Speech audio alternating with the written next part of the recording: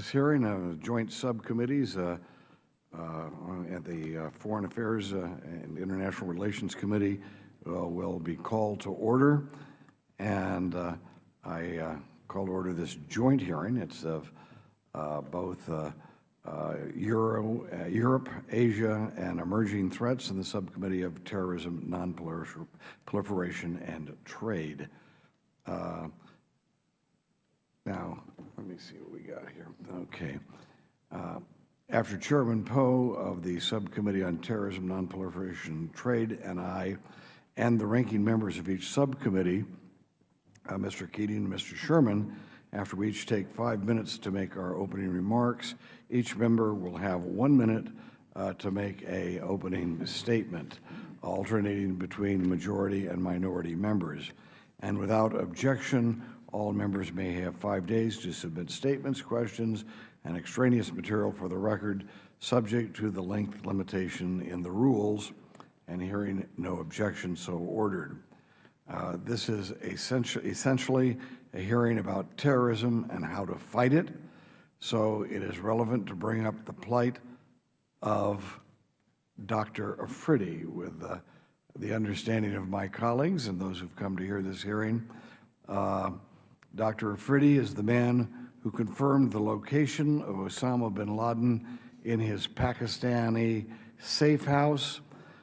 Defense Secretary Panetta said Dr. Afridi played a pivotal role in making it possible for our special forces to administer justice to bin Laden for his role in plotting the massacre of 3,000 Americans on 9/11. Pakistan gave this mass murderer safe haven. Dr. Afridi, a Pakistani physician, risked his life so justice could be done.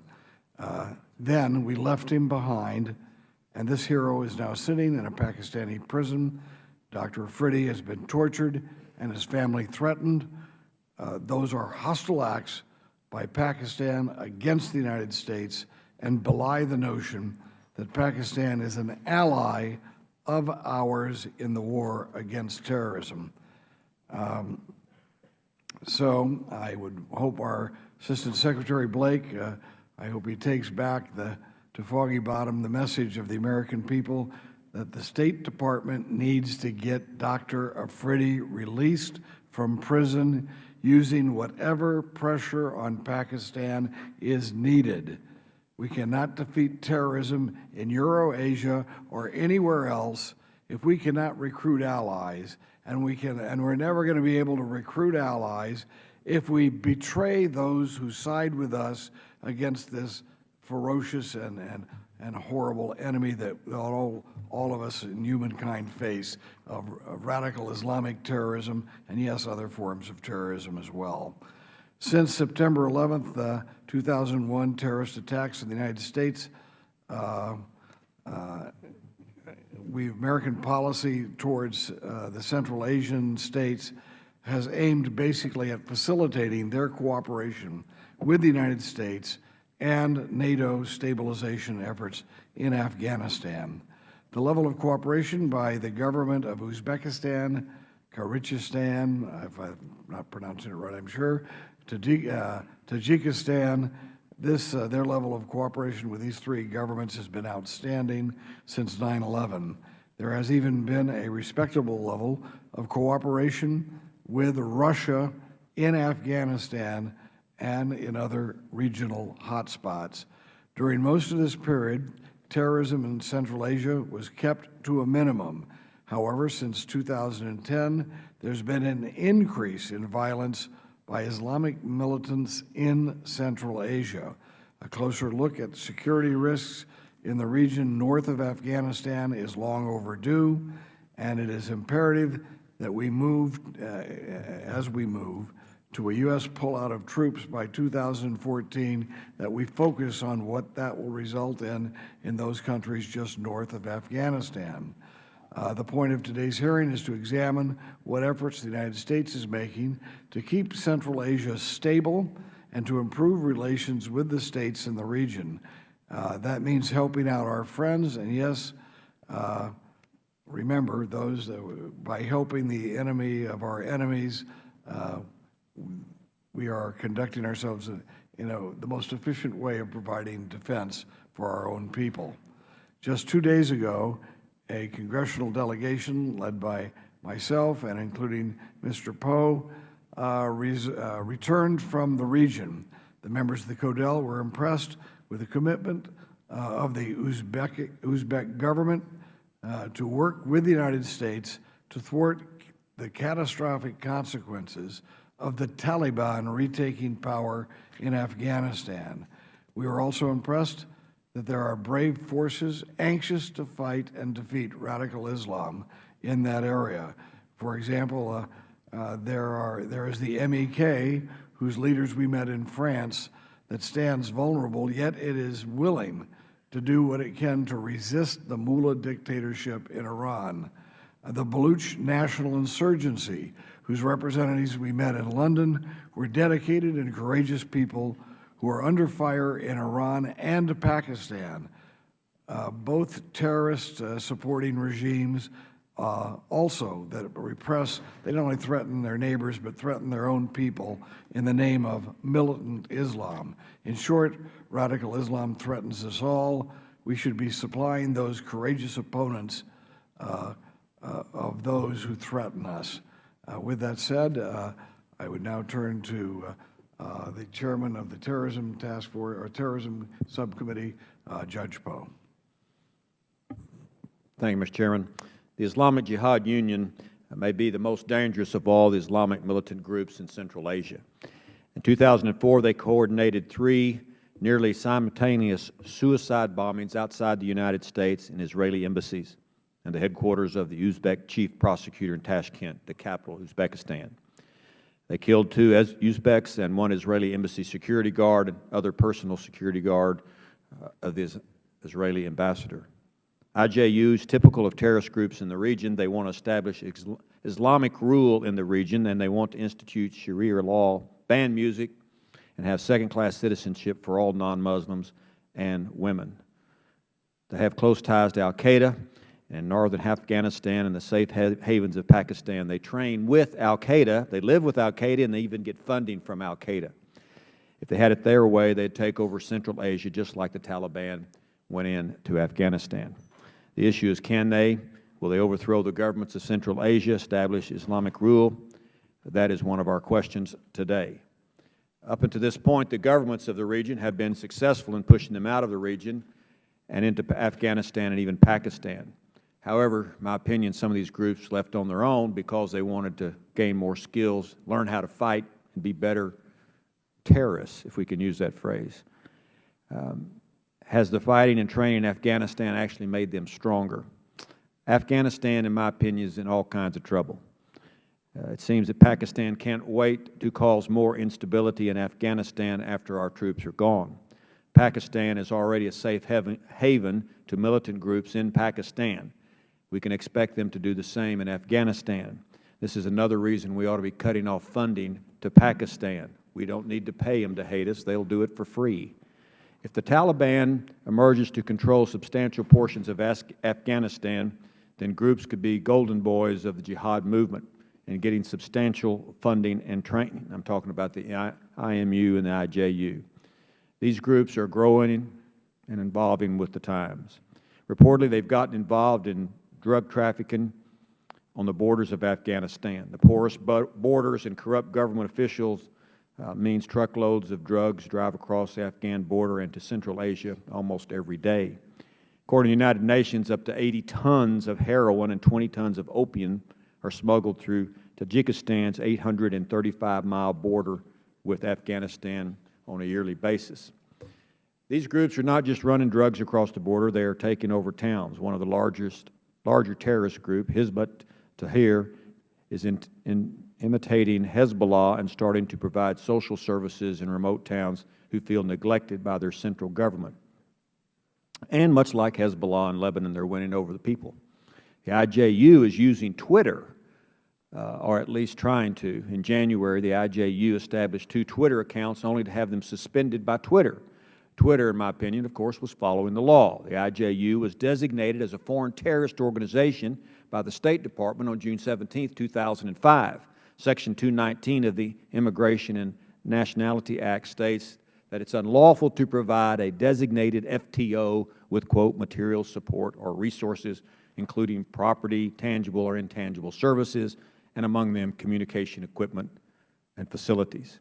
After I and 6 other members of Congress raised this issue with the Department of Justice in September, Twitter finally took down the Somali terrorist group Al-Shabaab's account in January. There's no reason why Twitter should not constantly, or rather consistently, follow the law, take down 2 other officially recognized foreign terrorist organizations, Hamas and Hezbollah, who began tweeting in 2009 and 2011. More and more terrorist groups are recognizing the value of using Twitter as a tool to spread its recruiting and its ideological concepts. Terrorist groups like those in Central Asia and around the world are not going away. They don't want to go away, and they're going to continue to grow. We need to see the obvious. We cannot be taken by surprise. We must be prepared now and deal with terrorism wherever it raises its head. And I yield back. Thank you very much, Your Honor. Next, we have the ranking member on our Euro-Asian Subcommittee, Representative Keating from Massachusetts. Thank you, Mr. Chairman, for holding this hearing. It's timely, and we look forward to it. This is our first subcommittee together, and I'd like to make note that I very much look forward to working with you and all the members on a large number of interesting topics. In regard to today's hearing, as the International Security Assistance Force in Afghanistan prepares to draw down in 2014, the question of stability and security in Central Asia is crucially important, not only for our region, but also for U.S. policy. I believe that we face an immensely complex, yet long overdue task of bringing our troops home safely, and we must further work with our allies to mitigate potential instability and spillover effects of the drawdown to our neighboring countries, to the neighboring countries there. Needless to say, even though the expected drawdown will occur, I believe that Afghanistan will remain one of our central international challenges. To that effect, Central Asia will play a crucial role in retrograde operations. It's been no simple task for these nations to support the United States through Operation Enduring Freedom and beyond.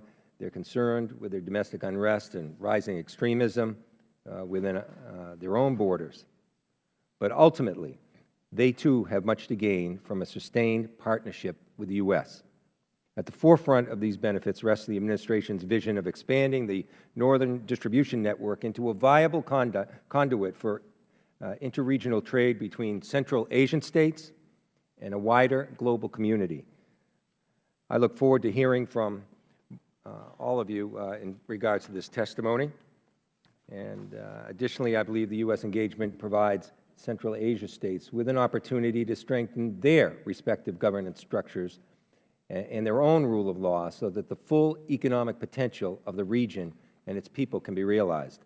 Currently, the U.S. faces a serious policy dilemma in how some of the governments have chosen to weed extremists or militants out through authoritarian rule. As we have seen in countless examples, most recently throughout the Arab world, authoritarian techniques breed resentment, resistance, and at times violent insurgencies. This is a vicious cycle, and we'll have to figure a way to work with our Central Asian partners to break it. I particularly want to point out that labeling any form of dissent or opposition to current governments as quote-unquote terrorism can be, in instances, a particularly unhelpful approach. There's a very real terrorist threat within the region, and blurring the lines and definitions will only serve to aid recruitment and to increase potential violence. I'm troubled by the lack of freedom of expression and information in Central Asian republics.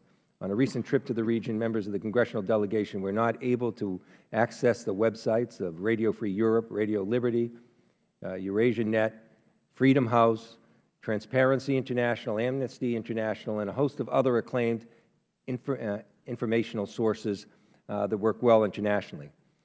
In this regard, I'd suggest that U.S. security assistance to the region should be reviewed under this context, and further aid should be contingent upon further democratic improvement. If political, economic, and human rights reforms do not take place in Central Asian republics, I fear that the region will not be able to attract investments or create jobs needed to secure stability. This, in turn, increases the potential of non-viable, ungovernable, and, in fact, illegitimate states. The U.S. and Central Asia share a mutual interest in the security of the region. It's important that we work together for these goals, and I look forward to hearing our witnesses.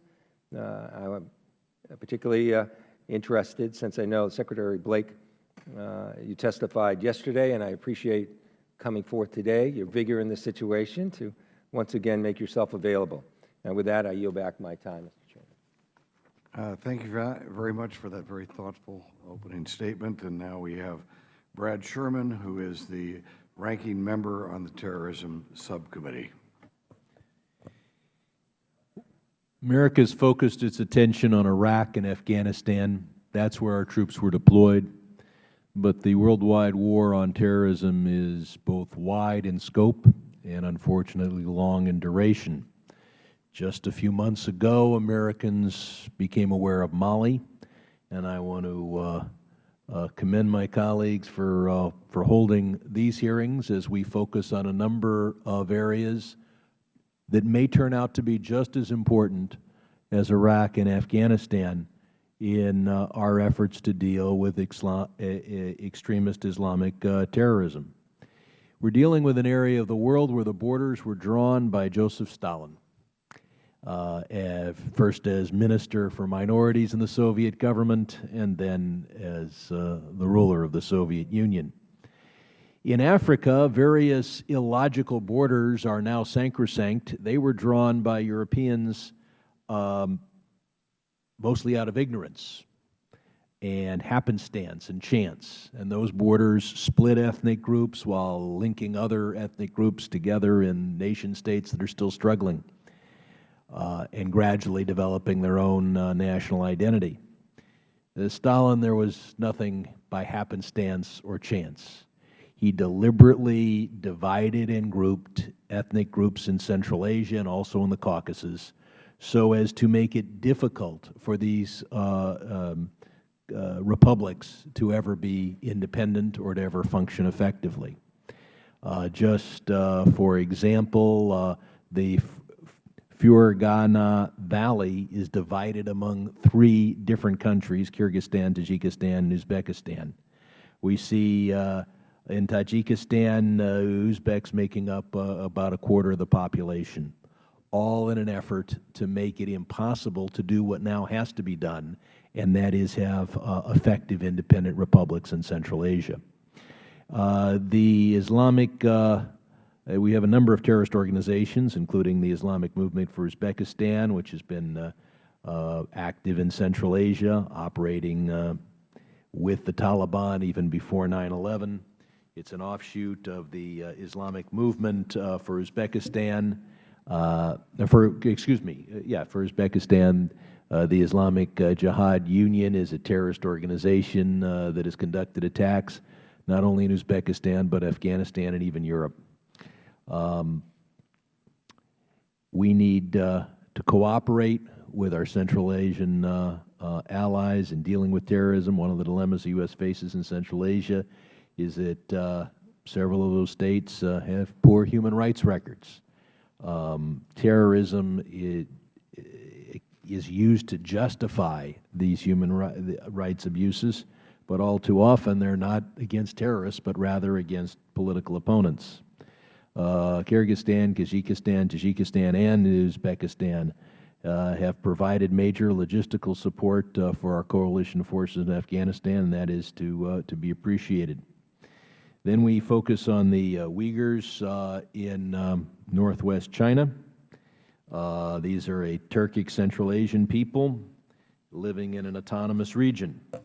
I, in the past, have said I believe in a one China, one Taiwan policy. One wonders whether we will support a one Tibet and then a one East Turkestan policy. We have to get along with China, and perhaps dismembering their country in such a greater respect, or at least advocating such dismemberment, may not put the negotiations on the right foot. Still, we have to advocate that the Uyghurs are treated fairly. It is an autonomous region that deserves that level of autonomy, and every ethnic group deserves to be treated fairly. And America's voice and on behalf of human rights needs to be loud, even if we are dealing with a country that owns almost as much U.S. debt as as one can imagine. I yield back. Thank you very much, Mr. Sherman. The only one of our members who will be taking advantage of their 1 minute to 1 minute opening statement is Congressman Yoho of Florida, who is a member of the Terrorism Subcommittee. You are recognized for 1 minute. Thank you to the chairs and the ranking members of the respective subcommittees for holding this hearing. Hearings like this give us the opportunity to have some accountability and transparency to how our tax dollars are being spent, and to examine if our efforts in Central Asia are worthwhile pursuits, which I believe they are. I look forward to the testimonies of the witnesses today and hearing their thoughts and reading them in the record, because I'm going to have to leave here in a little bit. Thank you. Well, thank you very much for that very succinct 1 minute opening statement. We will have two panels of witnesses this afternoon. In our first panel, we have Robert Blake, the Assistant Secretary for South and Central Asian Affairs. As was noted earlier, he testified just yesterday, and we appreciate that your more than cooperative efforts on working with the Hill.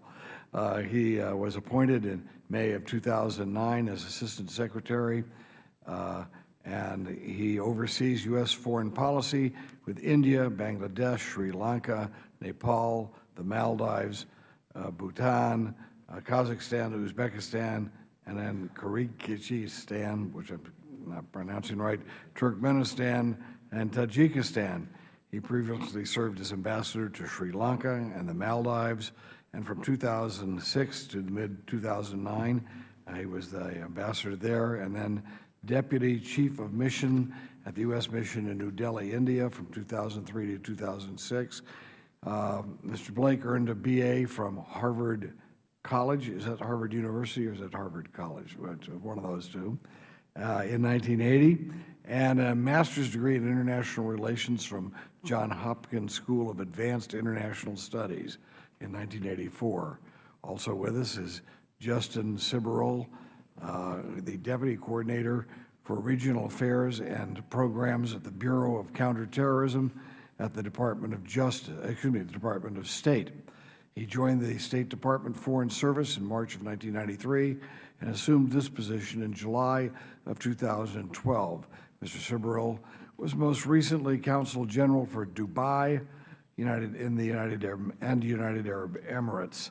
Overseas assignments include service at U.S. embassies and consulates in Baghdad, Iraq, Amman, Jordan, for example, Alexandria, Egypt, and Panama City, Panama. Mr. Ciberol was raised in California. Where? What city were you? In California, but my mother's from Los Angeles native. All right. And attended the University of California at Berkeley, where he received a Bachelor of Arts and a degree in history. So with that said, gentlemen, we welcome your opening statements. If we're going to be kind of trapped for time here, if you could keep it down about 5 minutes and submit the rest of your remarks for the record, that would be deeply appreciated. Ambassador Blake, you may proceed. Well, thank you very much, Mr. Chairman and Chairman Poe, and thanks to all the other members of the committee. I'm delighted to be here today to testify, and I look forward to working with all of you. As you said, Mr. Chairman, I have a longer statement that, with your permission, I'll submit for the record. Chairman Rohrabacher, let me just start by thanking you and Chairman Poe for taking a CODEL to Uzbekistan. That visit was very well received, and we really appreciate the time and trouble that you took to do that. I'm pleased to testify today as we enter an especially critical and dynamic phase of our relations with Central Asia. Despite the real gains and stability in Afghanistan, our planned drawdown in Afghanistan, and continued use of the Northern Distribution Network has raised anxiety levels among our Central Asian partners about the increased potential for instability and extremism, especially beyond 2014. I'll let my colleague from the Bureau of Counterterrorism expand more on the specifics of the Islamic militant threat, but I will start by saying that we do not assess that there is an imminent Islamic militant threat to Central Asian states. Nonetheless, this is no time for complacency. Our foreign assistance programs seek to build the capacity of Central Asian countries to address transnational threats, such as those posed by Islamic militant groups that members of the committees discussed, while promoting regional economic integration and development. We also use our engagement as a mechanism to tackle issues related to human rights, rule of law, and corruption, and promote economic growth, as failure to address these could contribute to militancy. To achieve these objectives, we are using a combination of diplomatic engagement and bilateral and multilateral assistance. On the diplomatic front, the United States holds annual bilateral consultations with each of the 5 Central Asian states. These consultations, which I chair with the foreign ministers or deputy foreign ministers of each country, form the cornerstone of our bilateral relationships. Through these, we convey a consistent message that democratic reform, respect for freedom of expression and religion, and an active civil society all contribute to stability, while cracking down on dissent and driving it underground may create more favorable conditions for radicalism. Our public diplomacy and assistance programs also reinforce our objective of strengthening respect for human rights and the rule of law. Mr. Chairman, our bilateral security assistance is helping build the Central Asian states' capacity to address and counter a broad range of threats, including terrorism. In 2012, the United States provided approximately $215 million of security assistance across the range of Central Asian states. The bulk of this assistance focused on building capacity of law enforcement agencies to address transnational threats, including terrorism and narcotics trafficking. We recognize that our interest in combating terrorism and other cross-border threats are shared by others, so we are engaging with others who are active in Central Asia in a cooperative approach to regional security and stability. I have made it a personal priority to expand significantly our consultations with Russia, China, the EU, and others on Central Asia, and we have seen successful cooperation on a number of key initiatives that are outlined in my written testimony. Let me conclude by reiterating that we do not assess there is an imminent Islamist militant threat to Central Asian states. The limited threat currently posed by Islamist militants to Central Asia, however, is no room for complacency or retreat. The Central Asians face a broad range of challenges that, as in many other societies, could fuel radicalism in the long run and threaten the security interests of the United States and our allies. Addressing these challenges demands our continued vigilance and engagement in the region. Thank you very much, Mr. Chairman.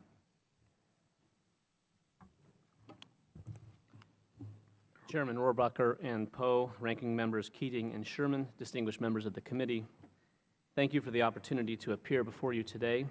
As you have heard from Assistant Secretary Blake, we are in a critical and dynamic phase in our relations with Central Asia. Though the 5 Central Asian states have by and large been spared large-scale terrorist attacks in recent years, the governments in these states are concerned about how the region's security will fare after the drawdown of ISAF troops in 2014. The most capable terrorist groups with links to Central Asia, such as the Islamic Movement of Uzbekistan and the Islamic Jihad Union, remain focused on operations in western Pakistan and Afghanistan, where they fight U.S., coalition, and local security forces in alliance with the Afghan Taliban, the Pakistani Taliban, and the Haqqani network. Neither the IMU nor IJU are considered exceedingly powerful individually, and we assess they will likely remain focused on operations in the Afghan-Pakistan border region even after 2014. However, as Assistant Secretary Blake noted, while these groups do not pose an immediate threat to Central Asia, we are well aware of their ambition to destabilize their home countries. To address this threat, and as part of our broader relationship with Central Asia, the United States carries out a number of counterterrorism-focused capacity-building programs that seek to develop law enforcement capabilities within a rule of law framework. Ultimately, counterterrorism and rule of law goals are closely aligned and mutually reinforcing. The better our partners become at using law enforcement tools to identify, disrupt, and then prosecute, adjudicate, and incarcerate suspected terrorists, the less they may feel or claim the need to resort to extra-legal methods to crack down on a domestic threat. As an example, through the State Department's Central Asia Regional Security Initiative, we are enabling the FBI to provide its automated fingerprint information system to the government of Uzbekistan. This system will make it possible for authorities to more effectively identify fugitives and terror suspects and complements ongoing FBI agreements with Tajikistan and the Kyrgyz Republic. RSI funding is also being applied to a community policing project in Tajikistan and the Kyrgyz Republic to encourage counterterrorism cooperation along the two countries' shared border. By building trust between law enforcement and key figures in local communities, this project aims to encourage law enforcement authorities to work more closely together. The State Department's Anti-Terrorism Assistance Program is active in 4 of the 5 Central Asian countries, with an emphasis on border security and increasing counterterrorism investigation capabilities. ATA programming in the Kyrgyz Republic is aimed at assisting local authorities to detect and deter terrorist threats against the transit center at Manas International Airport and the Northern Distribution Network. In Tajikistan, ATA programs focus on strengthening border controls, particularly along the Afghan border. We are engaged in talks to resume ATA programming with Uzbekistan, which was suspended in 2005 as a result of human rights concerns. State Department counterterrorism assistance also focuses on disrupting terrorist finance flows. Under this program, we are providing cross-border financial investigation techniques training for Kazakhstani officials designed to improve their capability to detect, interdict, and seize illicit cross-border cash used to finance terrorism. Finally, and also as noted by Assistant Secretary Blake, the State Department works through multilateral bodies to advance counterterrorism objectives, including the OSCE and UN specialized agencies. For example, U.S. funds are supporting implementation of the Global Shield program in Central Asia by UNODC, Interpol, and the World Customs Organization. Global Shield is a worldwide program that increases the capacity of law enforcement officials to detect and seize precursor materials in the manufacture of IEDs and to improve the prosecution of IED-related interdiction cases. Our counterterrorism programs align with and complement assistance administered by partner U.S. government agencies such as USAID, the Departments of Defense and Energy, to address counter-narcotics, counter-proliferation, and border security objectives.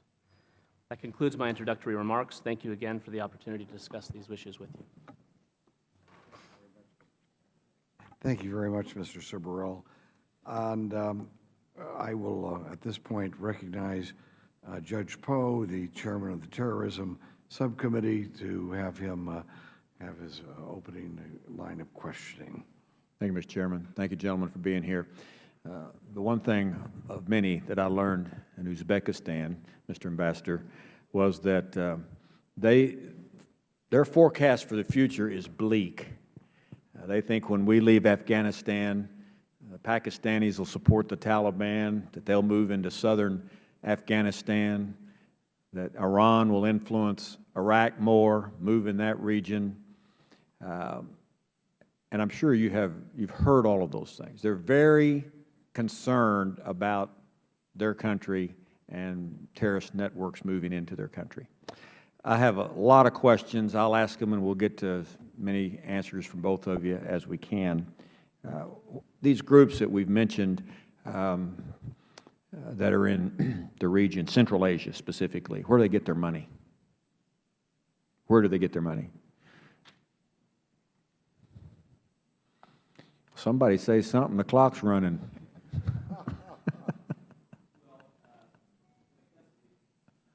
The IMU, as an example, I think it was mentioned, this is a group that has its origins, of course, in Uzbekistan, has been adaptable over the years, moved to Tajikistan at one period, was in Kabul, as noted, in the late 1990s, and where it began its affiliation with al-Qaeda. It works out of the Pakistani tribal areas in cooperation with the Pakistani Taliban, with Haqqani network in some cases. These groups are therefore tied into the tribal networks that finance the broader terrorist work in the tribal regions of Pakistan and then into western Afghanistan, where they conduct. But where do they get their money? Where does that money come from that ends up in Uzbekistan? Yeah, there are a variety of, financing sources for the groups in Afghanistan. Some of it continues to come in from outside sources, as it had traditionally with al-Qaeda into the Haqqani network, for instance, we know raises money, continues to raise money in the Persian Gulf states. They raise money through illicit activities, through narcotics trafficking, through criminal activity, through extortion. There are a variety of criminal and illicit activities that they undertake to raise money in that area. Has the FTO designation had an effect on IJU and IMU? The FTO designations do give us the opportunity to work with partners around the world, including through multilateral organizations such as FATF and the UN bodies, to seize funds, to investigate financing flows. So the FTO designation is a highly useful tool by the State Department, by the FBI, by DOJ, and other law enforcement agencies.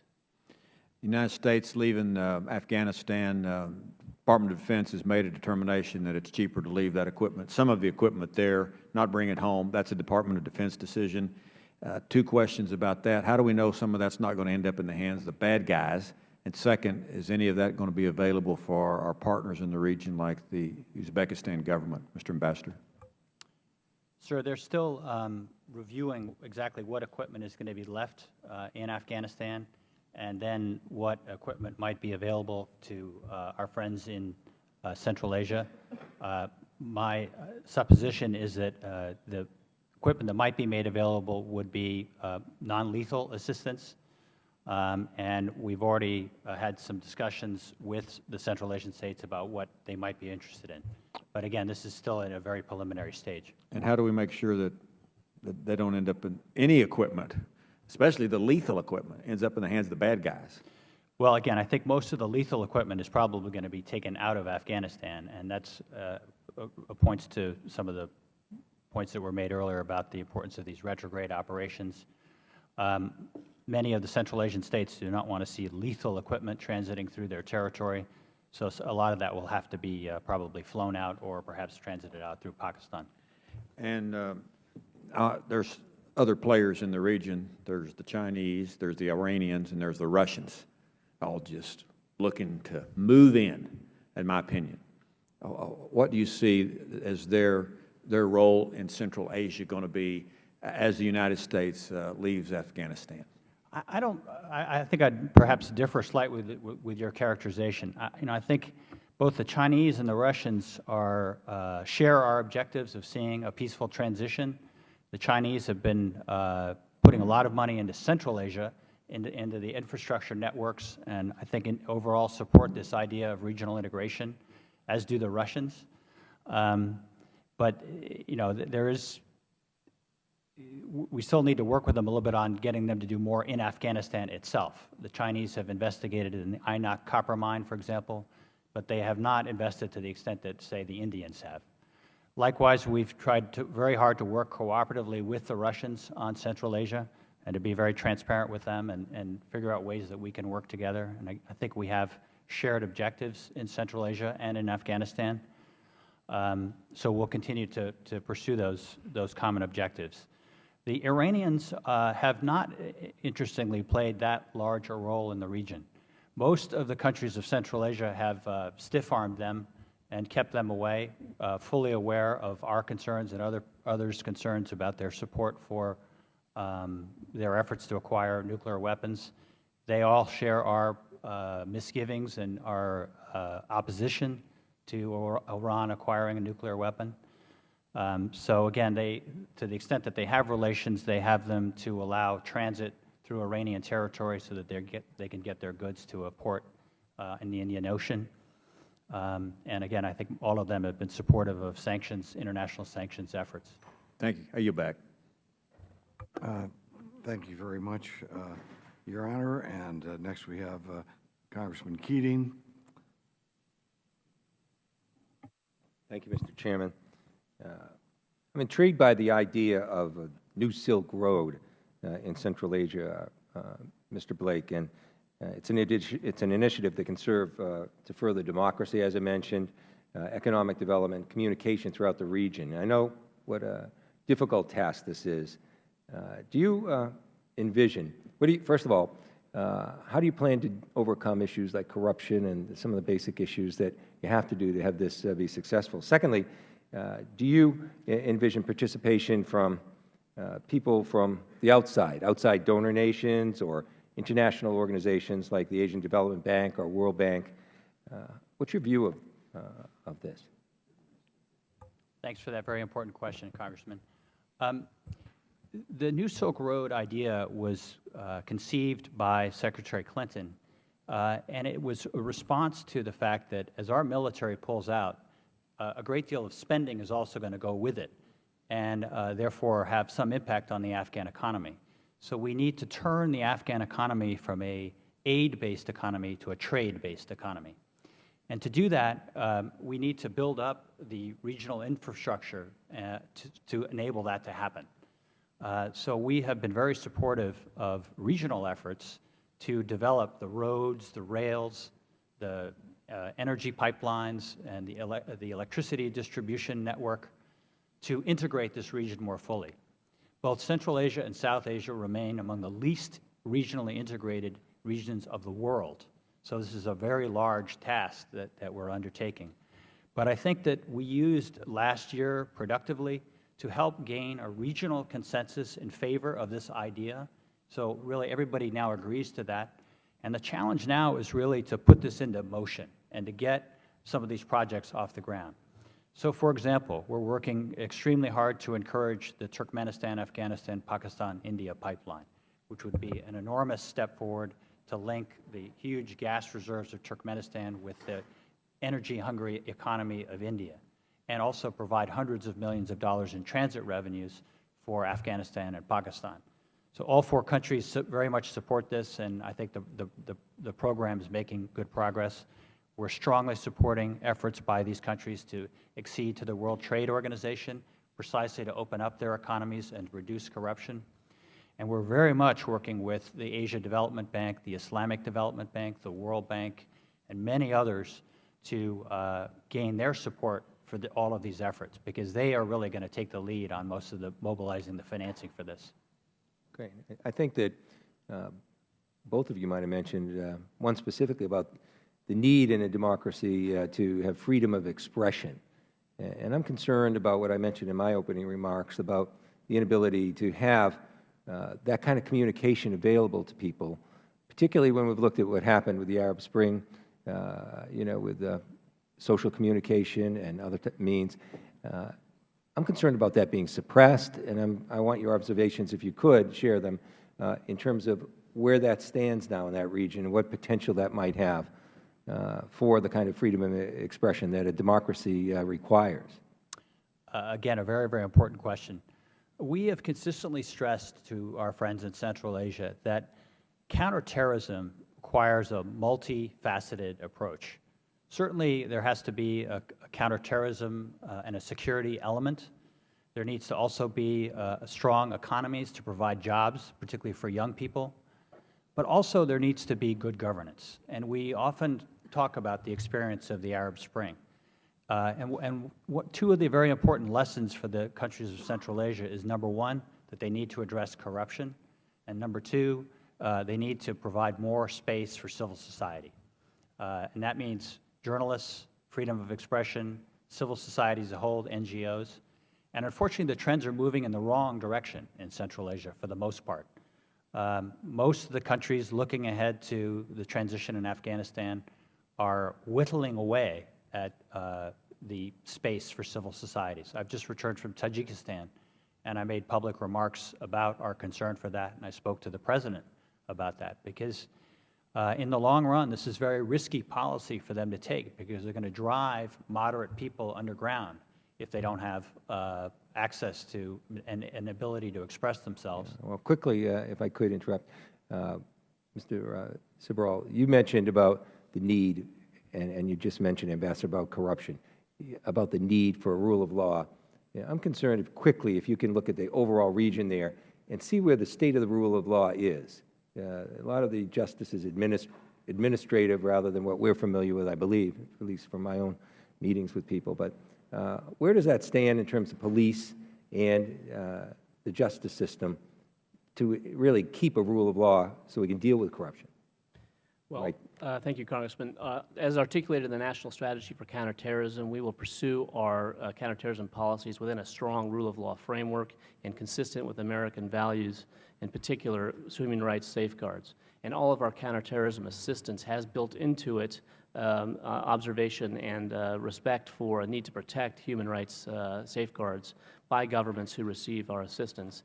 As an example, our ATA program, one of our principal counterterrorism programs, has as one of its 3 congressionally mandated requirements the protection of human rights safeguards, in addition to building capacity to fight terrorism and to building strong bilateral relationships in the area of counterterrorism. So rule of law framework is not inconsistent with effective counterterrorism. In fact, they're mutually beneficial and required to be sustainable over the longer term. Well, thank you. I'm a little over my time. I yield back.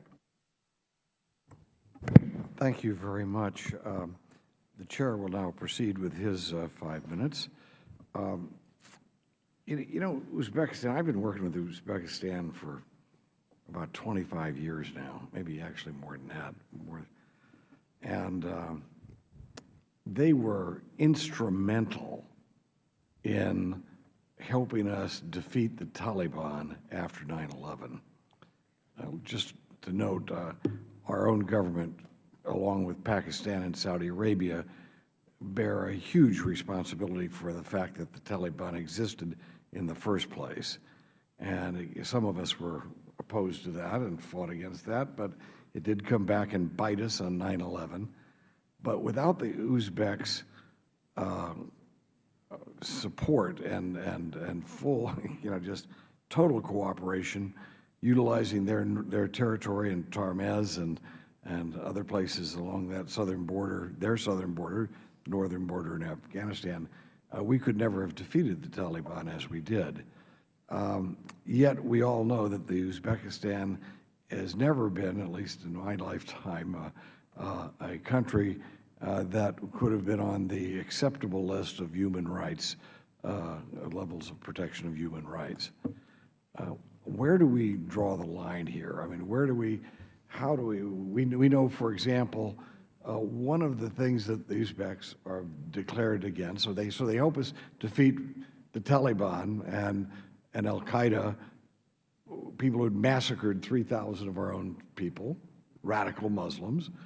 And in fact, some of the things they're criticized for in Uzbekistan for denying religious rights and freedom of speech are basically trying to prevent radical sects of Islam from taking hold.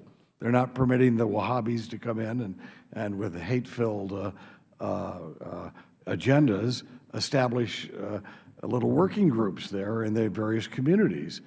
How do we draw the line there about what's in the long-run interest of a free society and stability in that region and protection of our own rights, our own, let's say, national interests? Both of you had. Thank you. That's a very important question, Mr. Chairman. Let me answer that by saying first that when we started out 4 years ago, we decided we wanted to use these annual consultations and to really establish a greater level of engagement and thereby establish greater trust between the United States and Uzbekistan, and kind of build up from the ruins of what happened in Azerbaijan, where essentially we've rapidly cut back on virtually all of our programs in Uzbekistan. Right. And looking forward now, we need Uzbekistan to have good relations with Afghanistan. We need Uzbekistan to be supporting this regional integration vision that I outlined earlier. They have the largest population in the region. They are centrally located. They have played an enormously important role in building the main rail line to Mazar-e-Sharif. Uzbek electricity lights Kabul these days. So there's a lot of important work that's already going on. They have, as you said, quite a lot of anxiety and suspicion about the future. We have sought to reassure them about our enduring commitment to Afghanistan and to the region. And again, I think looking forward, it's very much in our interest to continue to work very closely with the Uzbeks. Do we sell weapons to Saudi Arabia? Do we I sell can't weapons? really tell you, sir. It's not my area of Okay. Yes, we do, of course. We Okay, sell okay, planes, so all- we all sell kinds of weapons to things. Saudi Arabia. Are the Saudis more protective of human rights than the Uzbeks? Well, I don't want to try to get into comparisons, Mr. Chairman, but let me just say, with respect to Uzbekistan and weapons, as you know, we have begun a very careful and calibrated approach to supporting now their defensive needs because they have real threats that they face, not just because of their support for the Northern Distribution Network, but because groups like the IMU and the IJU are actively targeting them. So it's in our interest to help defend themselves against those threats. Well, it also is, they see part of that effort as being preventing radical Islamic groups who hate us as well, I might add, who would turn their country into a radical Islamic caliphate or whatever they want to call it. They see that stopping that from happening is important to their interests, but also it's important to our interests. And ironically, we're selling weapons to the Saudis, and quite frankly, I think there are elements within Saudi Arabia that are financing the very groups that are going in trying to make them radical Islamic, anti-Western, an anti-Western country. So it's a rather confusing situation if you do as I do. I believe in human rights and should be part of our agenda, but at the same time, we don't want radical Islam to be taking over countries because they don't believe in any human rights. Yeah, but again, Mr. Chairman, as you, I'm sure, found out during your visit to Uzbekistan, they're not asking for major weapons systems, at least not offensive weapons systems. Their major ask of us these days is to actually help them defend themselves and then also to have more business. Well, They made it clear understand to very us, well they want to get more jobs for their Mr. people. Ambassador, they made it clear to us that they would prefer replacing all of their former Soviet and Russian military equipment, much of it left over from the Cold War. They'd like to replace it with American equipment. And it's going to be very interesting. We find that, is that in our interest? How do we make that determination? If their human rights are not at an acceptable level, but they're not at an acceptable level because they're repressing radical Islamic forces that would make their country even worse. This is a jigsaw puzzle, and I hope we'll be working on it together. Let me just add 30 seconds of Go right ahead, commentary yes, on that, sir. which is to say that, as you know, we sought and received an exception from Congress to the ban that previously existed on providing any kind of military assistance to Uzbekistan. So we've used that to provide defensive equipment, as you're well aware. But we've also made clear to the Uzbeks that it's important for them to make progress on human rights, and as they make that progress, that will enable us to do more on the weapons side. Well, I'm hoping that the progress that we're talking about in human rights isn't, well, we're going to convince them now to permit some radical Islamic sect from setting up, well-financed by the Saudis, setting up operations all over their country, which will eventually turn it into a country that hates us and doesn't want to cooperate with us. So these It's the kind of human rights that Mr. Keating was talking about. It's the kind of thing that they need to do because it's in their own interest to do. Yes. If an American businessman comes to Uzbekistan and cannot turn on the internet and check how his stock is doing, that's not going to help him very much. And so these are things that are going to be good for them to do. It's not just something that's good. Well, we certainly agree on that, and Right. We'll sort of work on trying to find out where the rational place to put the line is That's right. on these decisions. Now turn to Mr. Sherman, who has been involved in these issues for a long time as well. A long time. As I understand our official human rights formula, it's the number of human rights violations divided by the number of million barrels of oil exported by the relevant country. And I think if you use that formula, you'd have better things to say about Saudi Arabia's human rights policies. Focusing on Saudi and the Gulf states, maybe 10, 12 years ago, Saudi Arabia's policy on Islamic extremism was, if you don't do it here, you can finance it there. Now, that deal was kind of ripped aside by Khobar Towers, but seems to be back to some degree. Is there a lot of private Saudi money going to these organizations that we list as foreign terrorist organizations? And if so, is this in violation of Saudi law or consistent with Saudi law? And I realize you don't, that while this affects the areas that you're responsible for, Ambassador Blake, you're not charged with being the expert on Saudi Arabia. Well, I'll just say that, you know, the former Special Representative for Afghanistan and Pakistan, Ambassador Holbrooke, and then his successor, Ambassador Grossman, have spent a great deal of time in the Gulf talking to our friends in the Gulf about cracking down on a lot of these sources of funding that occur. This is not official funding. This is from private sources. But nonetheless, we need their help to get at that and to stop that from occurring, because obviously it's quite an important thing. Many of these groups are attacking our troops in the region, so we have a very substantial and direct interest in this.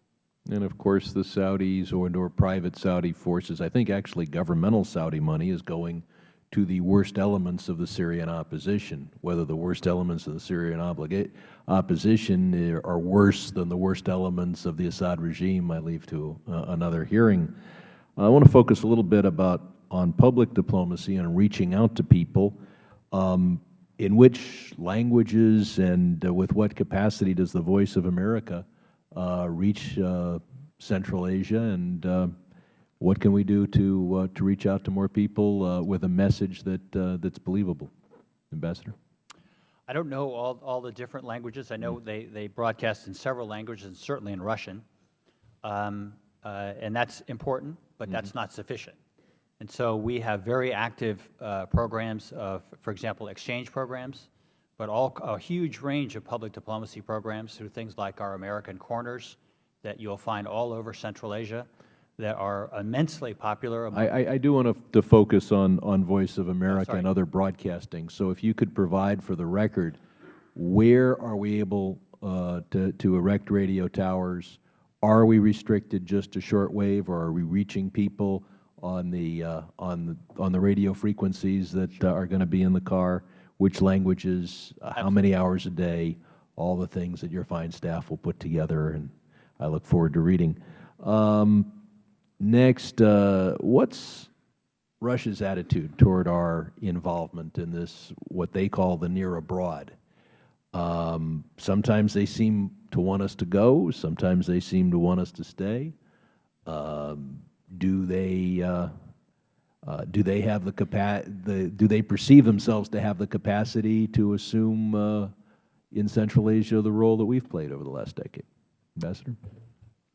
As I said, Mr. Sherman, we've worked quite a lot. I personally have worked quite a lot with the Russians over the last 4 years on Central Asia. They have a shared interest in seeing a successful transition in Afghanistan. 30% of the drugs that come out of Afghanistan go through Tajikistan and Kyrgyzstan, and most of it ends up in Russia. Likewise, they don't want to see extremist groups being able to organize in Afghanistan or Pakistan that could pose a threat to either to Russia or radicalized groups that are in Russia.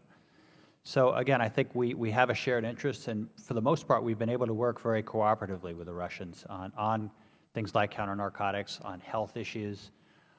There's no denying that there are elements sometimes within the Russian government who sometimes oppose what we do. But overall, I would assess that we've had a reasonably cooperative relationship. And again, we've worked very hard with the Russians to also encourage them to support this regional integration effort.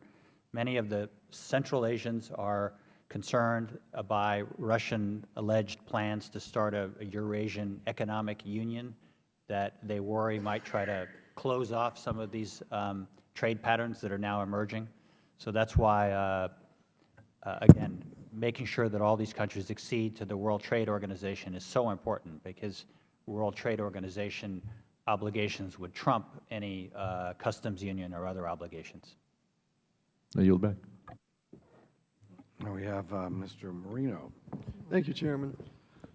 Welcome, gentlemen. Ambassador, I'd like to direct this to you, and if you want to follow up, please do it. I want to expand a little bit on the Saudi Arabia, the money that we're spending there, the oil that we're buying there, the terrorist troops, the terrorist organizations that are being funded. I didn't quite hear what state is doing about it, and or is it just we have a situation where, what a tangled web we weave, and we have to turn a blind eye because of the oil situation? And I agree with Congressman Sherman. I'm sure there's some, if we dig deep enough, there's some crazy mathematical scheme or formula that somebody at state sat down and drawn up and made the determination on which way we go. But seriously now, specifically, what are we doing and what else can we do to get the point across to the Saudis? Well, I don't really have much more to say beyond what I've already said, but let me ask Mr. Sibrel, who can tackle the counterterrorism side of it. Thank you, Congressman. I think the first thing that's worth noting is that Saudi Arabia itself has been a victim of al-Qaeda terrorism. It has fought its own war with al-Qaeda, quite a vicious war, which includes assassinations and attempted assassinations of senior leadership.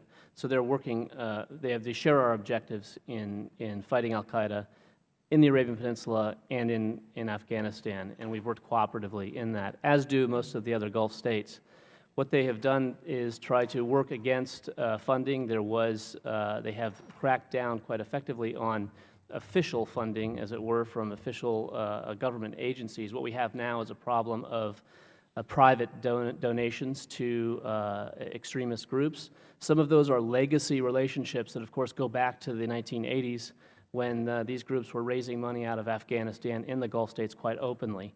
So we have worked with those governments, and as Ambassador Blake noted, our Special Representative for Afghanistan and Pakistan has spent quite a lot of time in the Gulf states to try to dry up and work against that funding that continues to flow in some cases privately, for instance, through the Haqqani network, which is one example of Saudi funding that continues. How about the state of Qatar?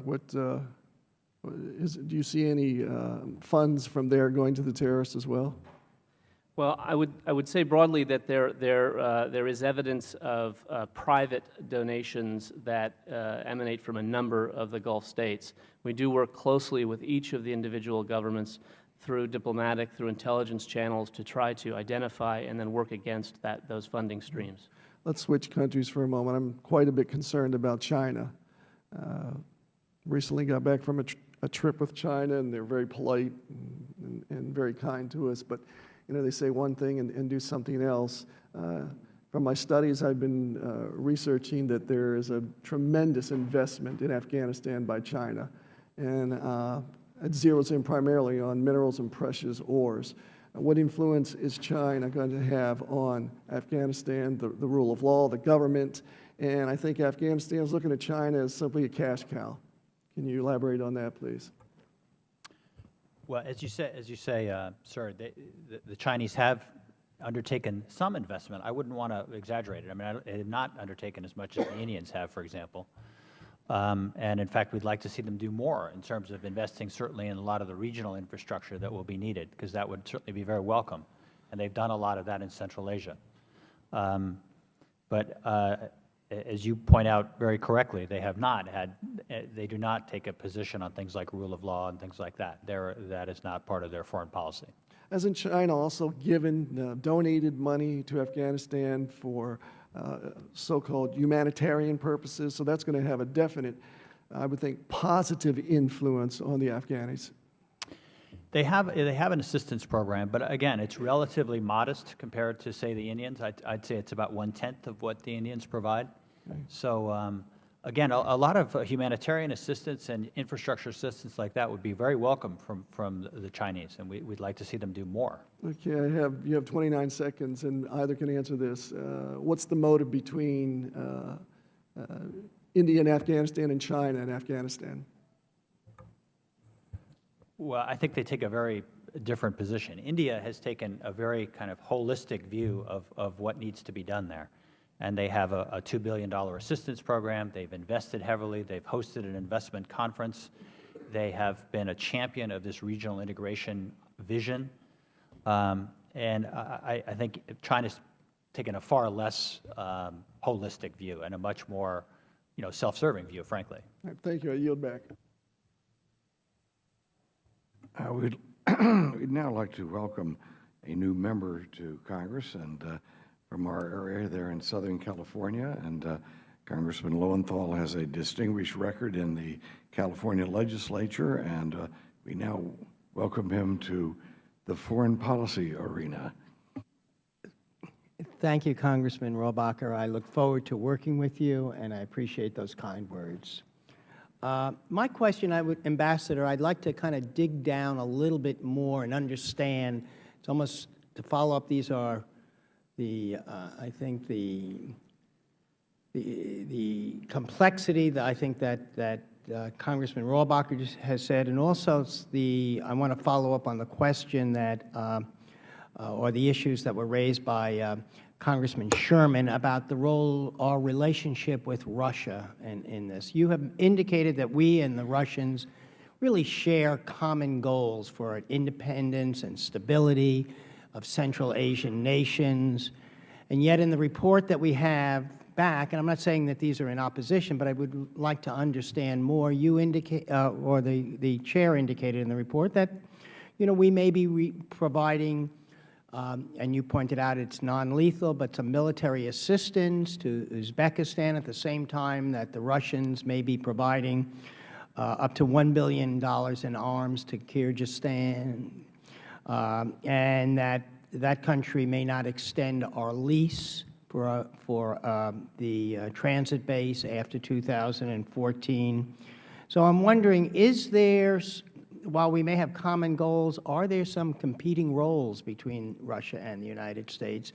And have we entered into any kinds of discussions with the Russians about who we're supporting and who's not, and is there any competition going on? As I said, Mr. Lowenthal, and welcome to the committee. Thank you. We have, and I personally have, very, very detailed conversations with the Russians several times a year, where I go for at least a day or not more, if not more, to talk to them about all these issues. Again, our interests are not always completely synchronous. I'll give you one example on human rights. I've just come back from Tajikistan, and we talked about there with the civil society about how there's kind of shrinking space for them. And they said that one of the influences is that because the Russians have cracked down on civil society, that has given the rulers in many Central Asians kind of emboldened them to do more to crack down in Central Asia. So that's an example where Russia's not played a very salutary role. But again, I think on a lot of the very important issues, we've been able to cooperate with them, certainly on the NDN, the Northern Distribution Network, and things like that. That said, Russia has an overwhelming influence in Central Asia, and many of the Central Asian states chafe at that influence. They do not want to be as reliant as they are on the Russians, and that's just a normal human reaction. A country like Tajikistan has 1 million Tajiks working overseas in Russia. They derive 40% of their GDP from the Russians, from those remittances. They import 90% of their fuel from Russia. So they have, the Russians have enormous leverage over them, and of course no country likes to be subject to that kind of leverage. So for that reason, all of these countries have welcomed greater engagement by the United States. They've welcomed our efforts to promote American trade and investment. They've welcomed our increased assistance programs, and we've welcomed the opportunity to do that. Maybe the follow-up is, do the Russians welcome it? Well, again, I don't see the Russians working to try to counter that. I mean, I think that we try to characterize this as a great gain rather than a great game. That is, that we can all benefit from an expanding pie, and that the overall objective is to stabilize this region and to provide more open markets that are going to benefit from that everyone's going to benefit from, and to provide more responsive governments that, again, is going to benefit everyone because there will be greater stability. Thank you, and I yield my time. Thank you very much. We now have with us another man with a distinguished career in the state legislature and as well as a distinguished career in the United States Marine Corps prior to that, who accompanied us on our Codell to Central Asia, Colonel Cook. Thank you very much, Mr. Chair. I guess the title of today's briefing is Who's on First? And thank you for your information. And you know, we've been getting a lot of briefings on the military situation in Afghanistan, and yet I just want to go over a little bit on the diplomacy card that relates to the military. And we talked about what happens when we downsize in Afghanistan and all this gear, all this military gear, which probably runs into the billions, whether it's going to go to Uzbekistan or whether it's going to come back to this country. And yet, it's very, very dicey whether we're going to be able to move that through Pakistan, whether certainly I think tanks and things like that, which are the heaviest parts of the equipment and very, very expensive to fly in and out of theater. You can only get so much on a plane, very, very small. So my question basically from a diplomacy standpoint, if things continue to deteriorate with Pakistan and they decide to shut down not only the ground corridors, but the air corridors, what kind of impact would that have? Then suddenly, you know, Uzbekistan, who else we got left? We can't go over Iran, and it's a landlocked country there. Then if you could have answered that, I yield back. Well, thank you very much, Mr. Cook. And, you know, I've worked for 27 years with the United States military, and I have tremendous respect for their capabilities. And one of the great things that our military does is plan. And they have plans for everything. And they also believe a great deal in redundancy. So they can put in front of you a map of all kinds of different ways to get things in and out of Afghanistan. My piece of it has been the Central Asian piece of it, and it's been quite an important one, as you say, when the ground lines of communication with Pakistan were closed. I'm happy to say that those are reopening now, and that seems to be going in a better direction. So that's certainly welcome news. But you know, we'll always have options. We'll always be able to fly things through Central Asia. We'll be able to fly things out through the Gulf. We'll be able to fly to Russia. We have multimodal transport options there, and of course through Europe. So there are still many different options available to our military. But of course, the more the better, and the Pakistan one remains the one of choice because it's the cheapest and shortest to the sea, where we can get things out via ship at the lowest cost to the U.S. taxpayer.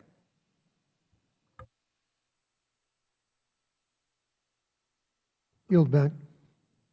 Thank you very much. Colonel, we'll just send a company of Marines down that road, and they'll just clear away all those problems there.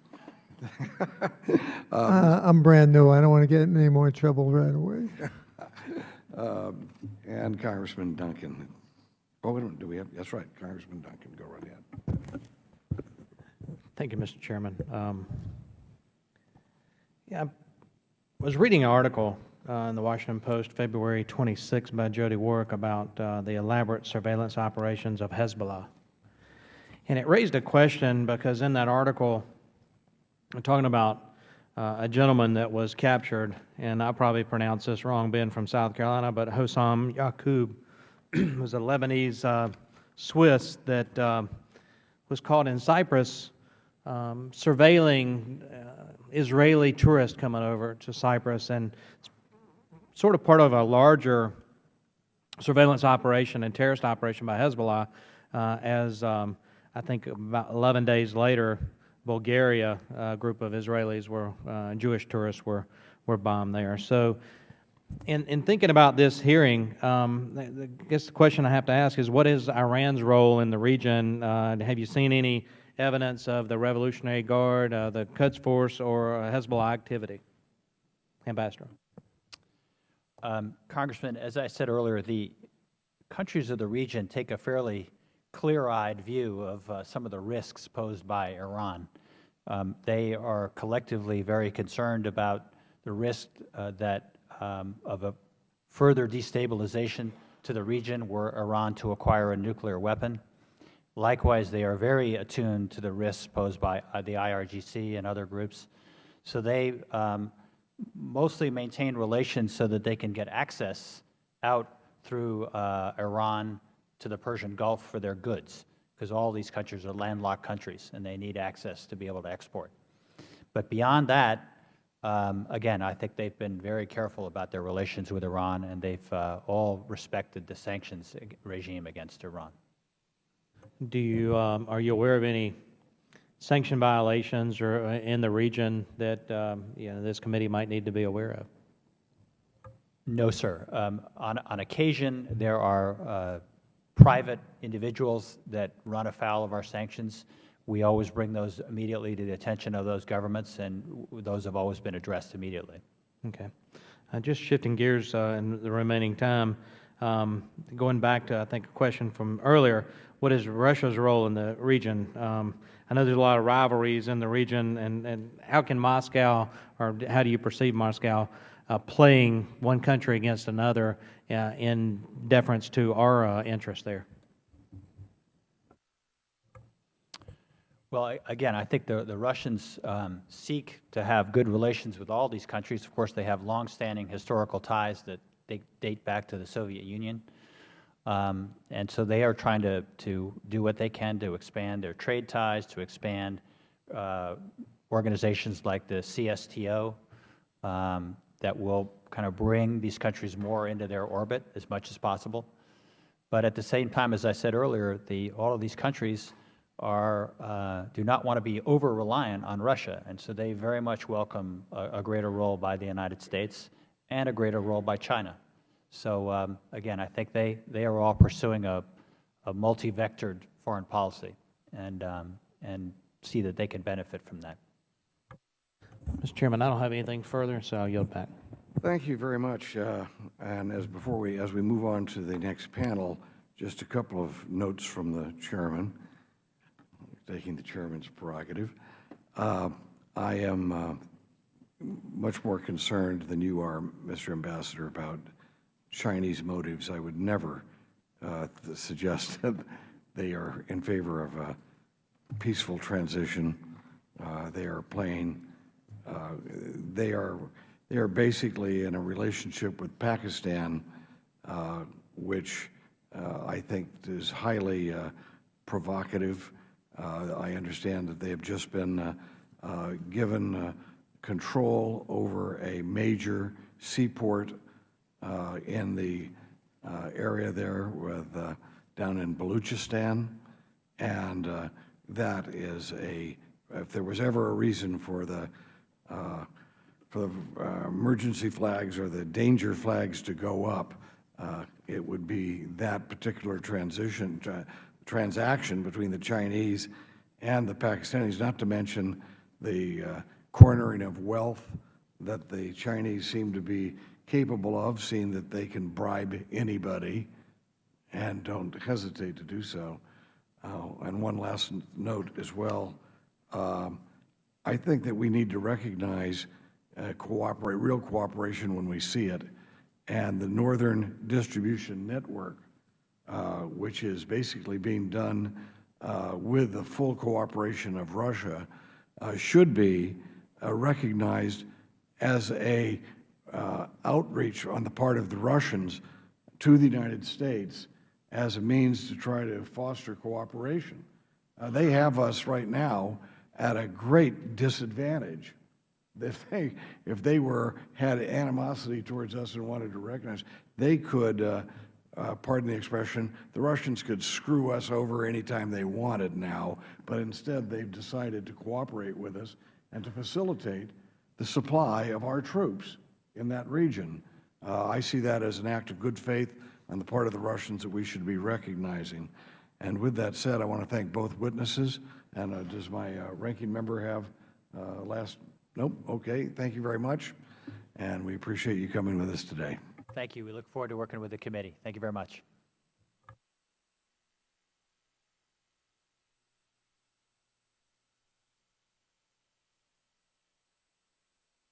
Our second panel can now be, and as you're being seated, let me remind those in attendance and the press as well that today I am dropping a House resolution calling for the immediate release of Dr. Afridi from Pakistani prison in which he is in right now, and also recognizing Dr. Afridi's courageous help in helping us bring to justice Osama bin Laden, and anointing him, hopefully, with a congressional resolution recognizing him as a hero to the people of the United States of America. And this man, if we expect to have people in Central Asia or anywhere else to step up when it counts, we better not betray those people who are our friends as we have betrayed Dr. Afridi. He's very symbolic, and if we have an American hero like that languishing away in prison because he's helped us, who else is going to ever help us? Who will help us if we abandon those who risk their lives for us? We need to free Dr. Afridi, and that's something we will be, there will be a bill on the floor actually being introduced today to that end. Thank you very much. And we have the rest of our panel. Can move. Where are they? Got it. Okay. Got it. Is it HR what? 86. HR Res. Okay, HR. Okay, where are the?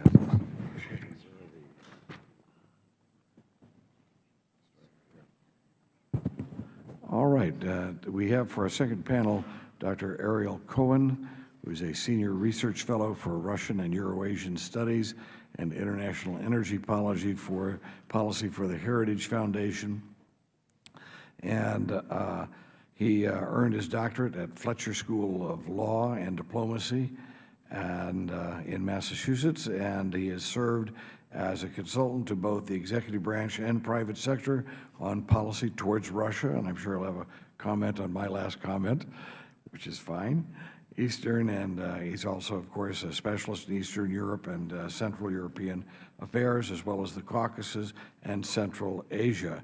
He has participated in a long-term study known as Russia 2025, conducted by the World Economic Forum. He is a former member of the Board of Directors of the California-Russia Trade Association and has published widely on the threat of Islamic terrorism and insurgency in Central Asia. We also have with us Jacob Zen, who is a research analyst for Eurasian and African affairs for the Jamestown Foundation, a charter member of the National Language Service Corps for his fluency in Chinese, Arabic, and Indonesian. I take it you speak English as well, so that's, whoa. He has worked and carried out field research throughout the region, and Mr. Zen has received a J.D. from Georgetown Law in 2011, where he was a global law scholar, and a graduate degree in international affairs from Johns Hopkins School of Advanced International Studies, and then let's see, he has a B.A. from the International Affairs at Emory University, which he received in 2005. Then we have Nathan Barak, a former Army infantry officer who now works as a national security and international affairs strategic consultant. He has served as a Central Asian plans and policy officer, a strategic consultant for the U.S. Central Command commander on Central Asia and South Asia, and as a branch chief and senior analyst for Central Asia in the Joint Intelligence Center at U.S. Central Command. He's a graduate of the United States Military Academy at West Point with a degree in military history. He received a master's degree from Stanford University in Russian, East European, and Eurasian Studies. And finally, we have Dr. Stephen Blank, a research professor of the National Security Affairs at the U.S. Army War College, where he also works with the Strategic Studies Institute. His more recent monograph for the SSI is Russia's Homegrown Insurgency, Jihad in the North Caucasus. Mr. Blank holds a BA in History from the University of Pennsylvania and a master's degree and PhD in History from the University of Chicago. Gentlemen, you may proceed, and hopefully you can keep it to your 5 minutes, and then we will put everything else in the record, and that way we will have some time for questions. Dr. Cohen, you may proceed. Thank you, Chairman Rohrabacher, esteemed Chairman, ranking members, and members of the committee. My name is R.L. Cohen. I'm a Senior Research Fellow at the Heritage Foundation, and I testify in my private capacity. In the global struggle against violent Islamism, Russia and Eurasia represent an important front. No less a figure than Ayman al-Zawahiri, Osama bin Laden's successor, proclaimed this, and he actually visited the Caucasus back in the 90s and spent some time in a Russian jail, according to publications. The jihadis see a strategic opportunity to reach out and radicalize Muslims, who in many cases have no access to moderate and credible version of Islam. They view the area from the Black Sea to Fergana Valley and the Pamir Mountains as an area that potentially is ungovernable, where they can train and use as the base of operations, and they also target the governments and the regimes within Russia itself, like North Caucasus. And now it's spreading out of North Caucasus' traditional insurgency area to the heart of Russia, like Kazan in Tatarstan, the capital of Tatarstan, where the Mufti and the Deputy Mufti were murdered by terrorists just last year. They have been attacking governments in Central Asia, especially that of Uzbekistan, Kyrgyzstan, and Tajikistan for the last 2 decades. And in my personal experience, when the governments reached out to our government before 9/11, they told me they were not listened to and not cooperated with and not helped. This should not happen again as we are withdrawing from Afghanistan. Briefly on Russia, the insurgency in North Caucasus is going on for over 200 years. It has on and off strong religious overtones, and in the last 20 years, the Russian government spent a lot in treasure and blood to defeat that insurgency, whereas they had relative success in Chechnya and pacified it at the price of killing a lot of people and turning people into refugees. The insurgency spread outside of Chechnya to other republics of North Caucasus, and now, as I mentioned, the communities, the so-called Jama'at, the organized Salafi Wahhabi communities, can be found in Moscow, St. Petersburg, Kazan, Siberia, etc. Far from being violent in every case, they have a great potential for being violent. And from our point of view, ungoverned spaces that provide safe havens for terrorist organizations where can they train and communicate with other groups, the Chechen and other North Caucasus fighters that have traveled to Iraq, Afghanistan, now in Syria to take place in global jihad, in quote marks, and the instability in North Caucasus that is affecting our allies in Azerbaijan, Georgia, and eventually Armenia. All these make the emergence of radicals in North Caucasus as a threat to our interests and the interests of our European allies, as North Caucasus is at the doorstep of Europe. In Central Asia, there are 2 countries that we have to work with because these are the most viable and bigger countries in terms of population, territory, in terms of having the military capacity and counterintelligence, counterinsurgency capacity. I'm talking about Kazakhstan and Uzbekistan. And while Kazakhstan expressed its wish and is a part of, a founding member of, the Eurasian Union that is engineered by Vladimir Putin to be the new federation that is covering some or most of the post-Soviet space, Uzbekistan chose a different path. They have a good relationship with China, but they also are reaching out to the United States and the West to ask for support, as you, Mr. Chairman, mentioned. And I do believe that they are threatened by the Islamic movement of Uzbekistan, the Islamic Jihad of Uzbekistan, by Hizb ut-Tahrir, Muslim Brotherhood et al. As we are leaving Afghanistan, the Central Asia will be becoming an area of rivalry between Russia and China, between India and Pakistan, and as well as Turkey and Iran, who are going to be jockeying for influence there. And as we saw in Afghanistan, the the ISI. Gentlemen could summarize, because Yes. we're going to run out of time. The Yes, other sir. witnesses may be cut off. The Pakistani intelligence is going to be a player with the bad guys, supporting the bad guys, such as the Taliban. So in my testimony, which I'm requesting to be part of the record, I have a list of recommendations that I think we can do to improve our relationship in Central Asia, to work with our allies, to control the insurgency in North Caucasus, and to contain it.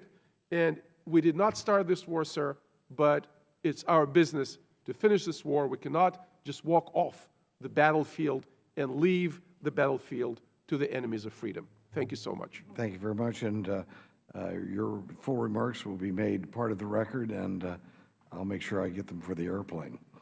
Good airplane reading. Thank you, Congressman Rohrabacher. First, I'd like to focus on the core interest that America has in Central Asia, the stabilization of Afghanistan, through which connectivity to the Central Asian countries is imperative to build up Afghanistan's economy so that they can have security in the country. The two are mutually reciprocal. Second, we need Central Asia to diversify our energy supply, especially through Kazakhstan oil and Turkmen gas. Third, for the transatlantic relationship, a strong Central Asia can mitigate drug trafficking from Afghanistan through Russia to Europe. And that is the same drug trafficking networks that enrich the IMU and the Taliban. A strong Central Asia independent from Russia can also ensure Europe's long-term energy security. Fourth, combating international terrorism. 9/11 occurred from Afghanistan, and there are Central Asian groups in those same havens today. These are the same stream of militants that attacked the U.S. and Israeli embassies in 2004 in Tashkent.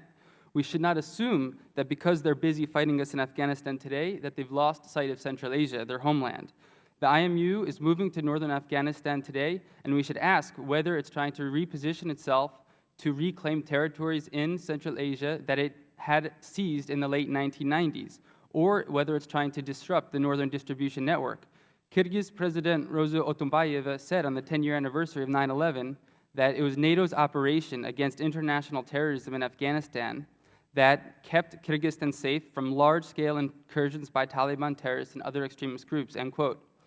Threats by militant groups to return to Central Asia, backed by empirical evidence that the IMU is shifting to northern Afghanistan, should be taken seriously, and serious engagement with Central Asian countries is essential to combat these threats.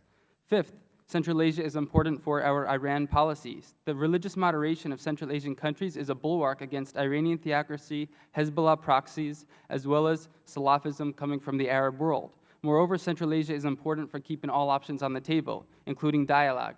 The P5+1 negotiations are taking place in Almaty, Kazakhstan right now, and they're the most effective method to pressure Iran on nuclear restraint. And if war does ever break out, we'll need relations with these Central Asian countries to combat them.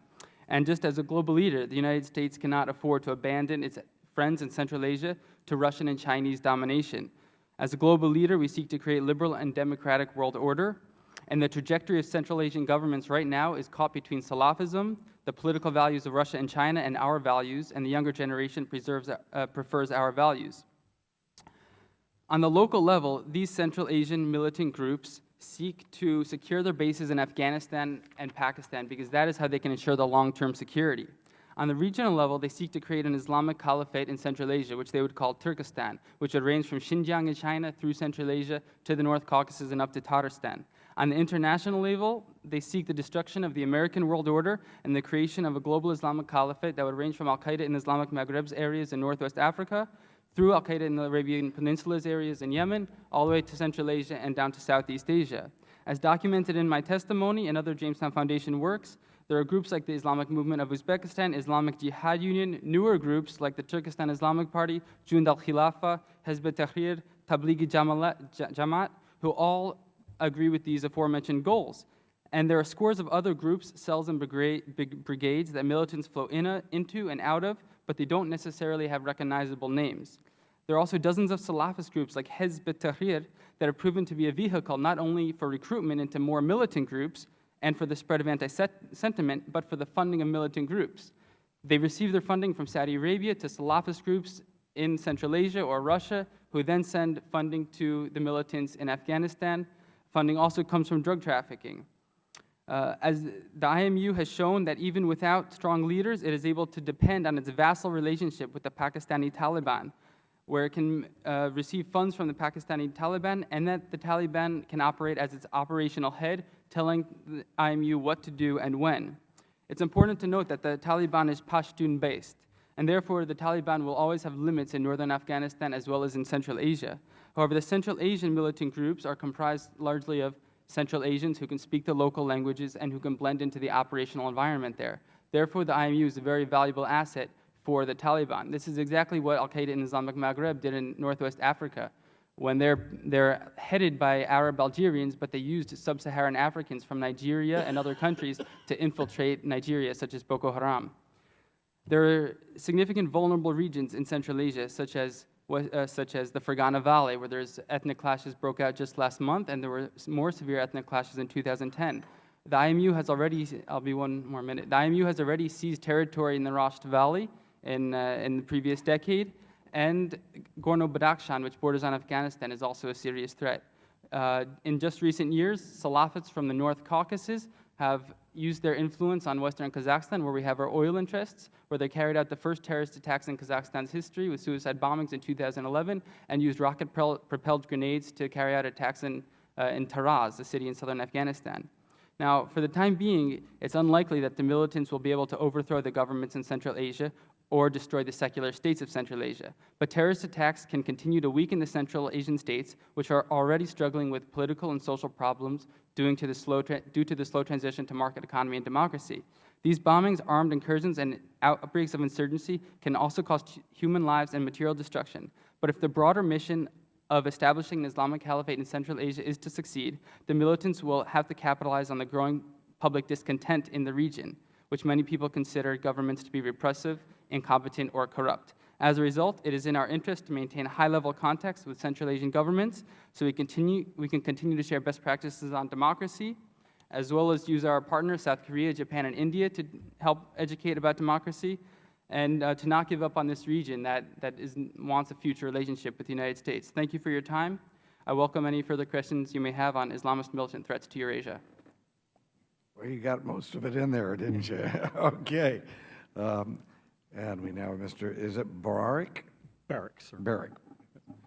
Chairman Rohrbacher, members of the subcommittees, thank you for the opportunity to speak today on the Islamist militant threat to Eurasia. I have to emphasize up front that my views are my own and they do not represent nor reflect the official position of any other organizations that I work with. Also, I'd like to state by clearly stating my agreement with the other experts that there are Islamist militant groups that threaten the governments in Central Asia. I also agree that this is an important regional security issue and that the United States should be concerned. Therefore, I would desire that my testimony here today not be misconstrued as an argument to do less. We categorically should not reduce the level of security cooperation we have with our partner nations in the region. However, I would recommend being judicious in assessing whether we ought to be alarmed, and since we are not operating in an environment of unconstrained resources, we should also carefully calculate whether we need to do more than what we are already doing.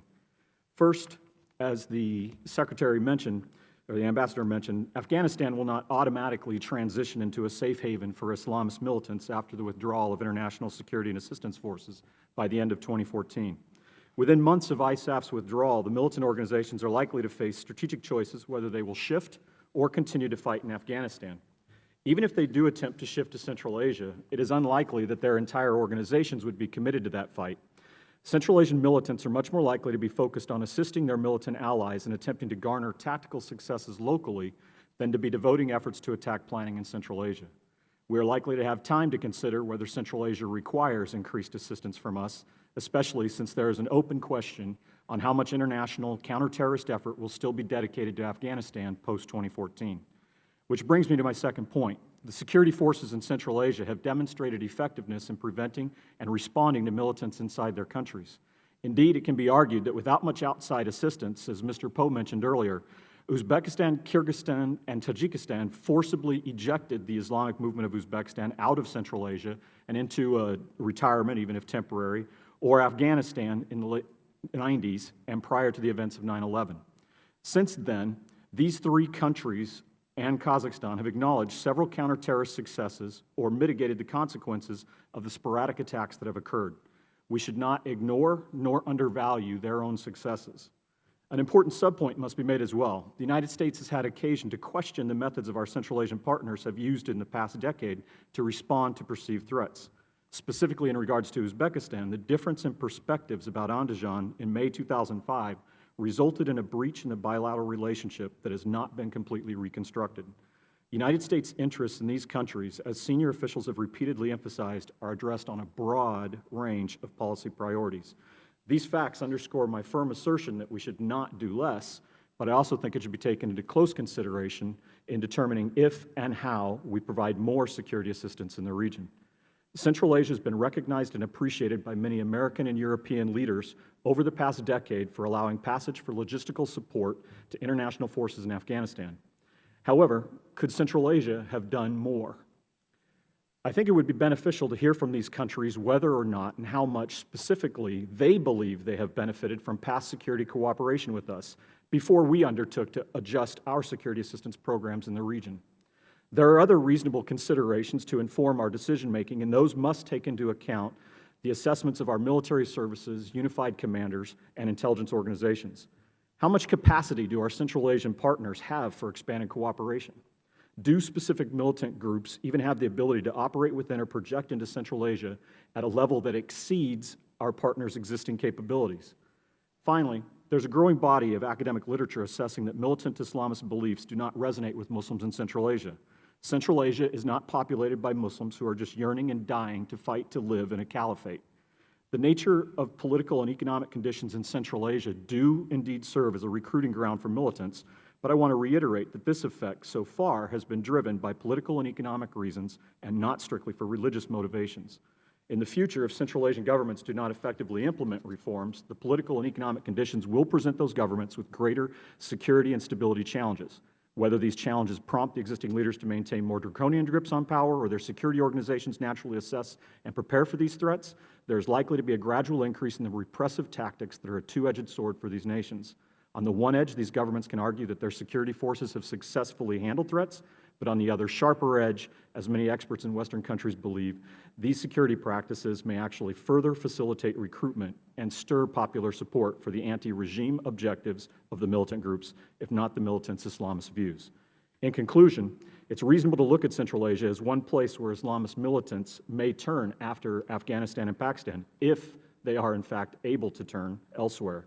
The desire in Central Asia for U.S. assistance in countering Islamist militants is not the same as a need or a requirement for U.S. assistance. There's little argument against sustaining the security assistance and cooperative relationships we have in Central Asia. However, looking forward, the ability of these governments to address the militant threat does not appear to require more U.S. assistance, and we should leverage this fact in focusing on our other policy priorities in the region. Thank you, and I look forward to your questions. Thank you very much. And Dr. Blank. We're going to need you to push your button there. Just remember that that uses energy that is produced by oil from somebody to get your voice amplified. Just put it in perspective. Well, I hope it's from California, sir. Thank you for the opportunity to speak to the committee and the subcommittee. I need to emphasize that my remarks do not reflect the views of the Army, Defense Department, or the U.S. government. Jihadi or Islamic terrorism is a worldwide phenomenon, not just confined to Central Asia. We find it, as Dr. Cohen said, in the North Caucasus, in Central Asia, and we have also seen evidence of it in Azerbaijan, where Iran is attempting to sponsor terrorist and insurgent movements against the government of Azerbaijan because of its pro-Western policies. At least 3 plots were uncovered last year by the Azeri authorities against Azeri, Israeli, and American citizens and interests in Azerbaijan, including the finding of people with propaganda and weapons in their possession for such what you might call, to use a Soviet term, agitation and propaganda and incitement to terrorism. So this is a complex international phenomenon. In the North Caucasus, we're dealing with a truly jihadi terrorist operation, the Caucasus Emirate, which is closely affiliated with al-Qaeda and a subscriber to the ideology of al-Qaeda, and which the Russians have had very little success controlling, and which they have contributed to by pervasive misrule and brutality. Whereas in Central Asia, there is no imminent threat, as was stated here earlier. After 2014, the situation becomes more clouded. Most Central Asian and many expert forecasts of what will happen in Afghanistan are much more pessimistic than what the U.S. Army and government is saying. And we heard already from Congressman Poe that the Uzbeks are particularly anxious about the future. We can expect after 2014 that there will also be the possibility of succession crises or internal upheavals in Central Asian states, all of which are authoritarian, most of which are badly governed, and those kinds of upheavals could open up the door to the kind of political manifestations of terrorism we've talked about. As Mr. Barak has said, Central Asian Islam is by no means jihadi, but the political and economic conditions of governance there create the potential for a mass base, or for at least a base of recruits who would subscribe to those kind of ideologies, because no other political expression has been granted to them. They can only express themselves in terms of this vocabulary and this political rhetoric. So we have those particular areas in the former Soviet Union, or Eurasia, to use a common word, which are potential terrorist areas. I'd like to conclude by talking about the U.S. interest here. The Azeri case is one where I think vital U.S. interests are at risk, because Azerbaijan's capacity to furnish Europe with energy products, and because of its importance in the Caucasus and vis-a-vis Iran, make it support for Azerbaijan, despite its authoritarian government, I would argue a vital interest of the United States government. Our interest in Central Asia has been well articulated in today's testimony, but the fact of the matter is that already spending on Central Asia for 2012 went down. It's going to go down in 2013, and presumably after 2014 it will go down still more, given the constraints on the U.S. budget and on the U.S. military that are now coming into effect. Furthermore, the interest of the United States in Central Asia has been, as Ambassador Blake has testified previously to Congress, fundamentally tied to the war in Afghanistan. As our presence in Afghanistan declines, so will, I suspect, our interest in Central Asia, and leaving it open to further international rivalry, such as is called the new great game. Other words have been used between Russia, China, to some degree Iran, India, and Pakistan. Now Turkey appears to be gaining interest in this. So those actors, as well as the EU, international financial institutions, and the terrorists will all be active in Central Asia as we reduce our profile due to financial and military constraints. In the North Caucasus, we are not going to be able to play much of a role, because the Russians will not allow for anybody to come into what is sovereign Russian territory, and they are certainly not in the mood to listen to us about democratization. Quite the opposite, as we have heard today. So it is very likely that this phenomenon, particularly insofar as it is connected to misrule and what my colleague Max Manwaring calls illegitimate governance, is likely to continue after 2014. And it is by no means certain that when we have left Afghanistan that we will have sufficiently weakened this threat to the extent that our partners and allies in Eurasia, and for that matter elsewhere, can become complacent. Complacency is probably the last thing that we can expect. Thank you, and I submit my written testimony to the record. All of your testimony will be made part of the record, and I appreciate how difficult it is to get it down to 5 minutes or 6 minutes. As you know, I used to be a speechwriter for President Reagan, and it was a lot more difficult to write these short speeches than it was to write the long ones. And because you have so much to say, it's so important. And I think I will be yielding my time for questions, and then I'll close it out after the other members have had their say, but I will yield my time to Mr. Marino. Thank you, Chairman. Gentlemen, thank you for being here. I'd like to start with Mr. Barrick, and perhaps then, Mr. Zen, you could answer the question. Then I have two other questions for the other gentleman.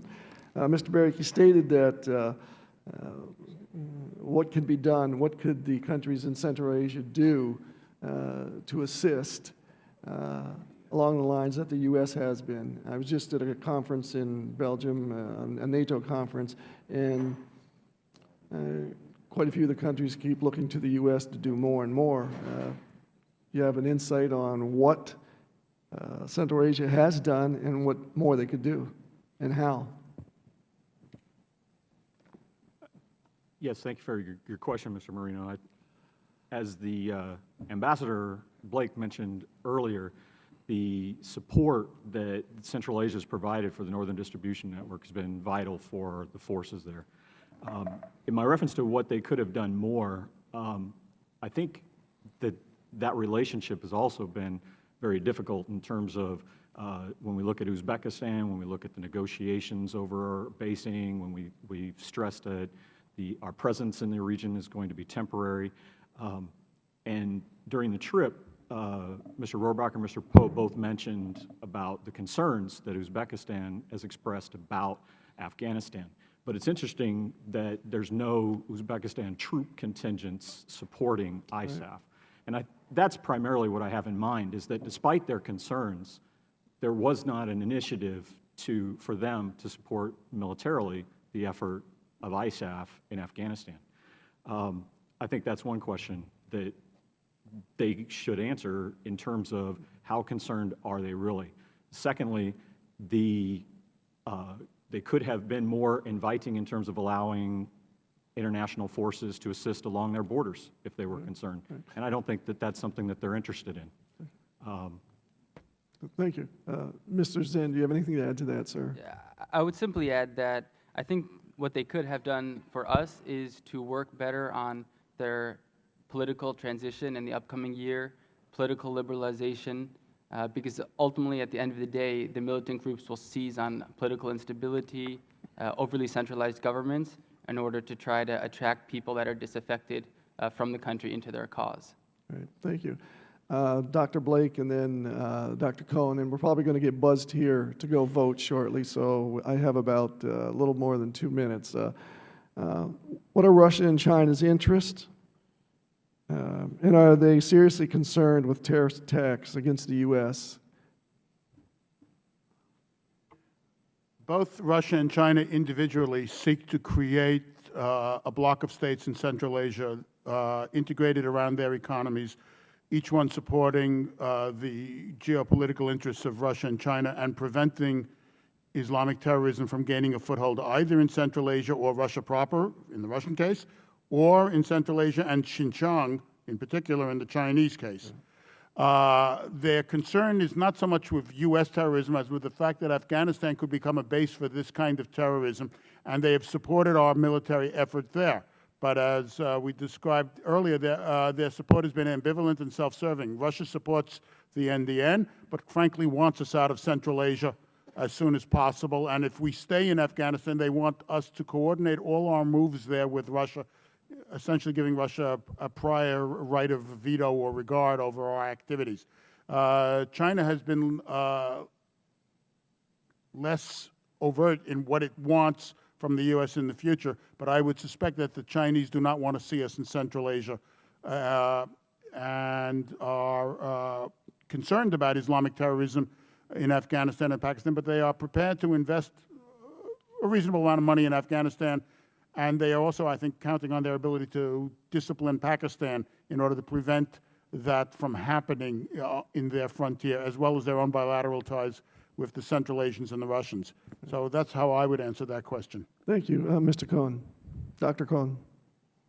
Thank you, Mr. Marino. I think there's one issue that nobody talks about and nobody publishes about, and that is that there is an institutional connection between the government of China and the government of Pakistan. And that connection cannot ignore or cannot be divorced of the ISI and the ISI's role, not just in support of the Taliban, but also in support of other terrorist radical Islamist organizations in the region. And looking at the battlefield past 2014, if I was an Uzbek or if I was Kyrgyz, I would be really worried about how weakening the terrorist activities of these Pakistan-supported groups are going to be at the same time when China is moving massively economically into Central Asia and outsourcing security to Russia. The Chinese, for the next short term being 30 years, don't care about security. They're happy to make a buck or a yuan in Central Asia, leaving the security to the worries of the Russians. But year after year, if you compare economic statistics, the Chinese beat the Russians in the economic battlefield in Central Asia. And what we see, yes, Steve is right, there is an understanding between Moscow and Beijing that they don't want us in Central Asia. Okay. But at the same time, what you really see is evidence of increasing economic competition in natural resources, energy, and other areas between Moscow and Beijing. Thank you, sir, and I yield back. Thank you very much.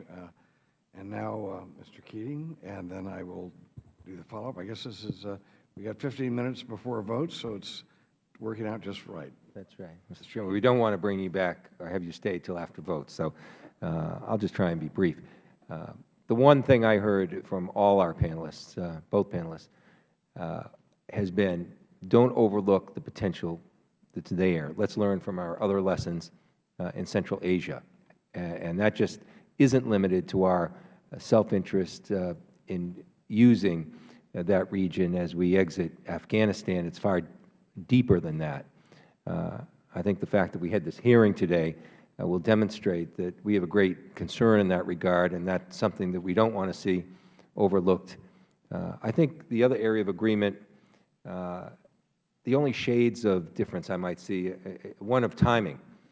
I noticed that, and it's my own thoughts as well, that the first thing that in the area that will, and I think Mr. Barrack mentioned this clearly, is the economic concerns might not lead us. The failure of developing those and having that area become vital economically might trump the need to deal with some of the military concerns and the terrorist concerns afterwards. But we have to be vigilant as that goes on. It can't just wait to see that happens. That's where some of the other comments were. Well, all that being said, we started to talk about China, Russia, the U.S. economically, and particularly how China uses Xinjiang to represent their interests as well. We've talked about the areas of disagreement and the Russia not wanting us in. Can you find, any of you, can you find areas where there can be points of agreement in that respect? Or I haven't heard any of the potential for that from any interest. I'll leave that as my only question, and you can all have the chance to answer it. I'll start on that. I think when we look at it, one of the organizations that's tried to address this area regionally includes Russia, China, and most of Central Asia, is the Shanghai Cooperation Organization, and they're focused on economic development. The problem with inside Central Asia, and this addresses another part of what Mr. Marino was asking, what can Central Asia do more, is cooperate better with each other in terms of how they work both in security and in economics. And for us, when we look at this region is bounded Russia, China, Iran, and India, Pakistan. And when we look at economic integration being something that can provide stability and support in this region, it involves all four of those corners working together and cooperatively with us. And given even our own difficulties and the broader range of issues that we have with these countries, it shows how difficult and complex it is. But I still believe that economics and trade is one place where they can find agreement. I respectfully disagree because, I mean, all the evidence shows that there is very little regional cooperation among Central Asian states. Uzbekistan, for example, is distinguished by the frequency of incidents of economic warfare, to use the right term, that it has conducted against its neighbors like Kyrgyzstan and Tajikistan. Too many incidents to name here in the time allowed. Russia and China are competing economically. They are not cooperating economically. They are competing for energy and for infrastructure investments. China has its own Silk Road project, essentially, which is, to be honest, probably more far advanced than ours is, and much further advanced in Central Asia than India's investments. India has just been a dime late and a day short, a dime short and a day late in India, in Central Asia, and it continues to be so. As our investment goes down, this is going to become all the more evident. So I am rather skeptical about the feasibility, even if it would be, even though I think it's desirable for such grand schemes to take place, because the facts on the ground work against it. Regional cooperation is limited in its extent. The amounts of money that are required for investment in order to sustain this are astronomical, and they're certainly beyond our capability. And the Central Asian governments themselves do not cooperate. Even when they give aid to Afghanistan, it is often on rather unfortunate terms that they do so. So it's a much more clouded picture, unfortunately. If I may, 20 seconds left, Dr. Cohen. Go ahead. If I may, on security, there is, on the basic level, the desire to prevent these governments from collapsing and being replaced by Islamist radicals, and that is the desire of Beijing, Moscow, and Washington. So that's a starter. On economic side, the corruption, expropriation of businesses, including of some Western interests in Uzbekistan and elsewhere, is such that there's place to improve, even in Kazakhstan. But Kazakhstan, in comparison, got so much more, by orders of magnitude, more foreign investment, especially in the energy sector. And there should be no reason why the Tajiks, the Kyrgyz, the Uzbeks will not get the same kind of investment. China, on the other hand, is willing to barge in with massive investment for railroads, for highways, for mines, dealing with governments tete-a-tete, directly with the governments. This puts us at a disadvantage. So not only the Chinese are eating the Russia's lunch, they're eating our business's lunch. Yeah, there's state capitalism. Thank you very much. I yield back. Well, I'd like to thank the witnesses. Just a few questions on my part. One note that the Shanghai Cooperation Organization has in its language, in its own charter, that it's, one of the major reasons it was created was to stop what they call splitism, meaning self-determination of various peoples who don't want to live with the borders that were given to them by some dictatorship somewhere or some colonial power. Isn't this, when you think of that then, doesn't that put the Chinese, how do you say, insertion into this area in a much more ominous light? Well, the campaign against splitism unites all the members because each one of these states has minorities in them. They are all extremely sensitive to the question of their territorial integrity. And this is, of course, one of the most fundamental questions in international relations globally. It's not just Central Asia, it's Africa, for example. And, you know, up until World War II, it was Europe. And there are still areas of Europe in the 90s, like Yugoslavia, where we had this kind of problem. So they are all determined to preserve the state that they presently have within the borders that have been set up over time and are now recognized by them as international borders. That does not mean that the borders have not been changed. China has been able to basically compel some of the Central Asian states to cede territories to them by virtue of China's economic power over them in the last several years. Tajikistan is one example, Kyrgyzstan another, and those are the two weakest states. The Chinese occupation of Tibet has something to do with getting people to acknowledge that they're under Chinese rule as well. I mean, Tibet was a sovereign country at one time, and But Tibet is not part of Central Asia, so I did not mention it. okay. Let's just note that, well, let me ask this about Turkey. There's a country we haven't mentioned yet. Let's just do a real quick down the line. Is Turkey playing a positive role now? Has there been a shift, as we know that Turkey has become more Islamic in the last 10 years? Has that been bad? Has that been something that visually we can see that it's taking Turkey away from the positive role that we believe it's played before? But you only got 15 seconds per comment. The quick answer is yes. It's been perceived by the governments in Central Asia, first and foremost by Uzbekistan, as a negative. They kicked out the Gulen movement school system, and others are very nervous about the same Gulen movement school system. They do not want more Islamization at home.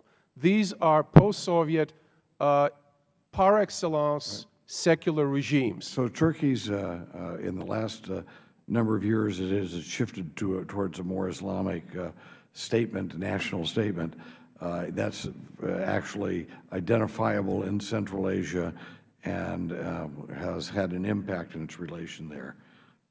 Mr. Zen. Thanks. I would add that Turkey has very close linguistic, ethnic, cultural, and religious links to Central Asia. So it is capable of having influence in the region. It is also capable of being a bridge for us to incorporate Central Asian countries into Western institutions, since Turkey is incorporated into Western institutions. At the same time, it's played a positive role with many educational institutions. We know those things, but we also know that Turkey has been going towards a more Islamic direction. The question is, in the future, if Turkey continues to move in a more Islamic direction, then this could relate to more Islamist schools in Central Asia as well. So that would be a cause of concerns. Prime Minister Erdogan just last month announced that he would like to see Turkey joining the Shanghai Cooperation Organization. And I had an article in the National Interest about that, basically criticizing the Prime Minister with all due respect. If he wants to be in NATO and the European Union, he is in NATO, he wants to be in the European Union, you kind of cannot dance on two weddings. Mr. Brock. And I would say in response to that, that part of Turkey's interest in the Shanghai Cooperation Organization may have been the lack of development in terms of membership in the EU. Turkey historically wanted to have a greater role in Central Asia when it became independent of the Soviet Union. But I think in their initial approaches in trying to be a big brother and to capitalize on the connections that Mr. Zen emphasized, they didn't play it right, and they stepped on toes, and they did not develop those relationships very well. In 2005 in Kyrgyzstan, it was Turkish businesses that were looted and damaged in some of the rioting. I think they're cautious about how quickly they want to get back into Central Asia, and just like our businessmen have concerns about the environment, so do the Turkish businessmen. That's true, but nonetheless, one can discern a rising tide of Turkish investment in Central Asia as Turkey's economy grows. The question of whether or not they really want to be members of the SCO is open, but they have certainly upgraded their profile, moving to become a dialogue partner, if not an observer, of the SCO in the last few years. So I would say the jury is still out on to what extent Turkey can play a role in Central Asia, and if it continues to resume the movement towards democracy that we did see for some time in the last decade, it could provide a model of a state that is at once Islamic but yet democratic that would be encouraging, I think, to many of us. But as I said, this all remains to be seen. I think we're at a very early stage here. I agree with that. If we see this balance maintained so that you have more, people forget that Turkey did have a dictatorship, a military dictatorship, basically, for decades. And now, as it's becoming more democratic and the government does reflect the Islamic nature of its people, as long as that's done in a balanced way and that they recognize that radical Islam is an enemy of real democracy because it's an enemy of human rights. We'll see how that all plays out with Turkey. I think that will be evident as we move forward and we see what groups they try to ally themselves with in terms of Central Asia, et cetera. one just last note, then I'm going to let Judge Poe close off the hearing with his comments and questions, whatever he had. He'll have the last 5 minutes. Let me just note that I think it's vital that we make sure that, number one, we stick by our friends. That's why I'm pushing Dr. Afridi. It's so important for us not to let someone who is such a hero, who helped us bring to justice, this mass murder of Americans, Osama bin Laden. It's so important for us not to let him, not to abandon people who side with us, so that people won't be afraid to step up and be our friend and side with the democratic forces, knowing they're not going to be left out hanging out on a limb. With that said, I see two major forces that we need to bring to play, and if nowhere else, their influence should be brought to play in Central Asia in order to prevent the spread of radical Islam, because a massive increase in the number of countries that are under the influence of radical Islamic dictatorships, or Islamo-fascism as it's been called, would be catastrophic, especially if those countries were the core of Central Asia. And the two countries we need to work with us in that endeavor, not only the local countries and local people involved, but Russia and India. Those are two forces that can play an important role, and I think it's incumbent upon us to reach out and try to be as cooperative with those two powers as we possibly can. And with that, I will leave that sentiment on the table, and I will let Judge Poe close out the hearing with his questions or his final statement.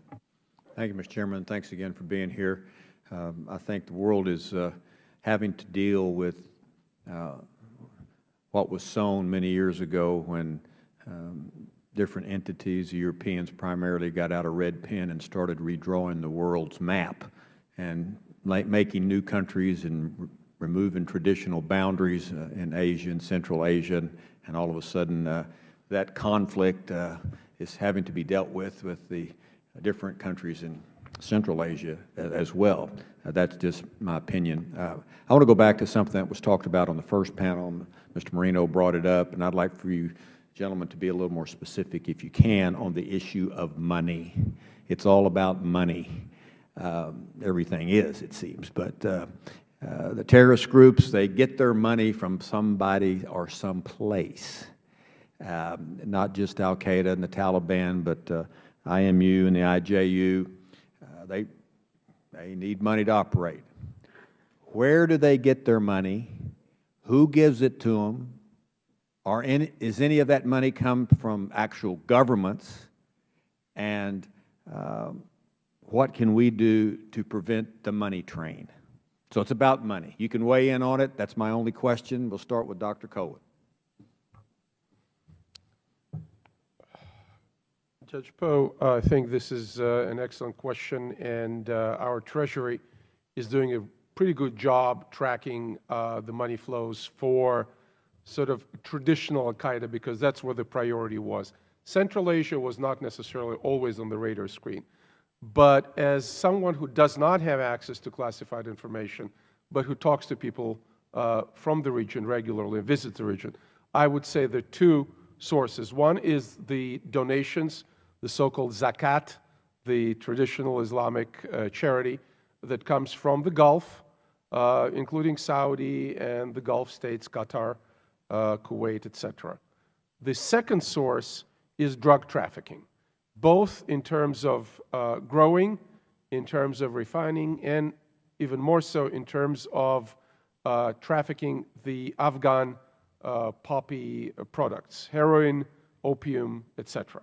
So you have, for the U.S. government, both the Treasury track to intercept the flow of money from the Gulf, the State Department track to put more pressure on our friends, the governments in the Gulf, to prevent private foundations and individuals from financing the jihad, as they call it, in Central Asia, but also for our DEA and other law enforcement agencies to train and cooperate with the governments in the region. The problem is, some of these governments, like Tajikistan, are known to be very corrupt, and individuals in those governments are known to be deeply involved in drug trafficking.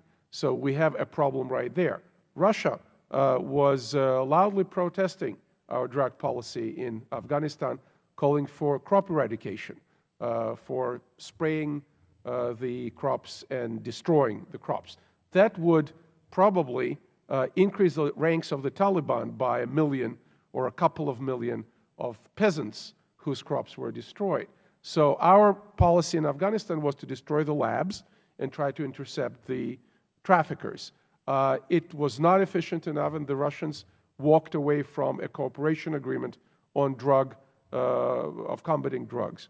Unfortunately, I must say, as a lifelong Russia watcher, the Russian drug enforcement is not without a blemish. It has some corruption, some serious corruption in it as well. So our options are limited, but we need to work both on the drug track and on the Gulf track, and to the extent we can, watch the Pakistani track and other countries outside of the Arab Middle East who may also provide funds, including, by the way, some of the Muslim diasporas in places like London or in places like Dearborn, who may provide some donations for the so-called jihad in different parts. Let me reclaim my time, because there's 3 other folks I'd like to get to weigh in on this.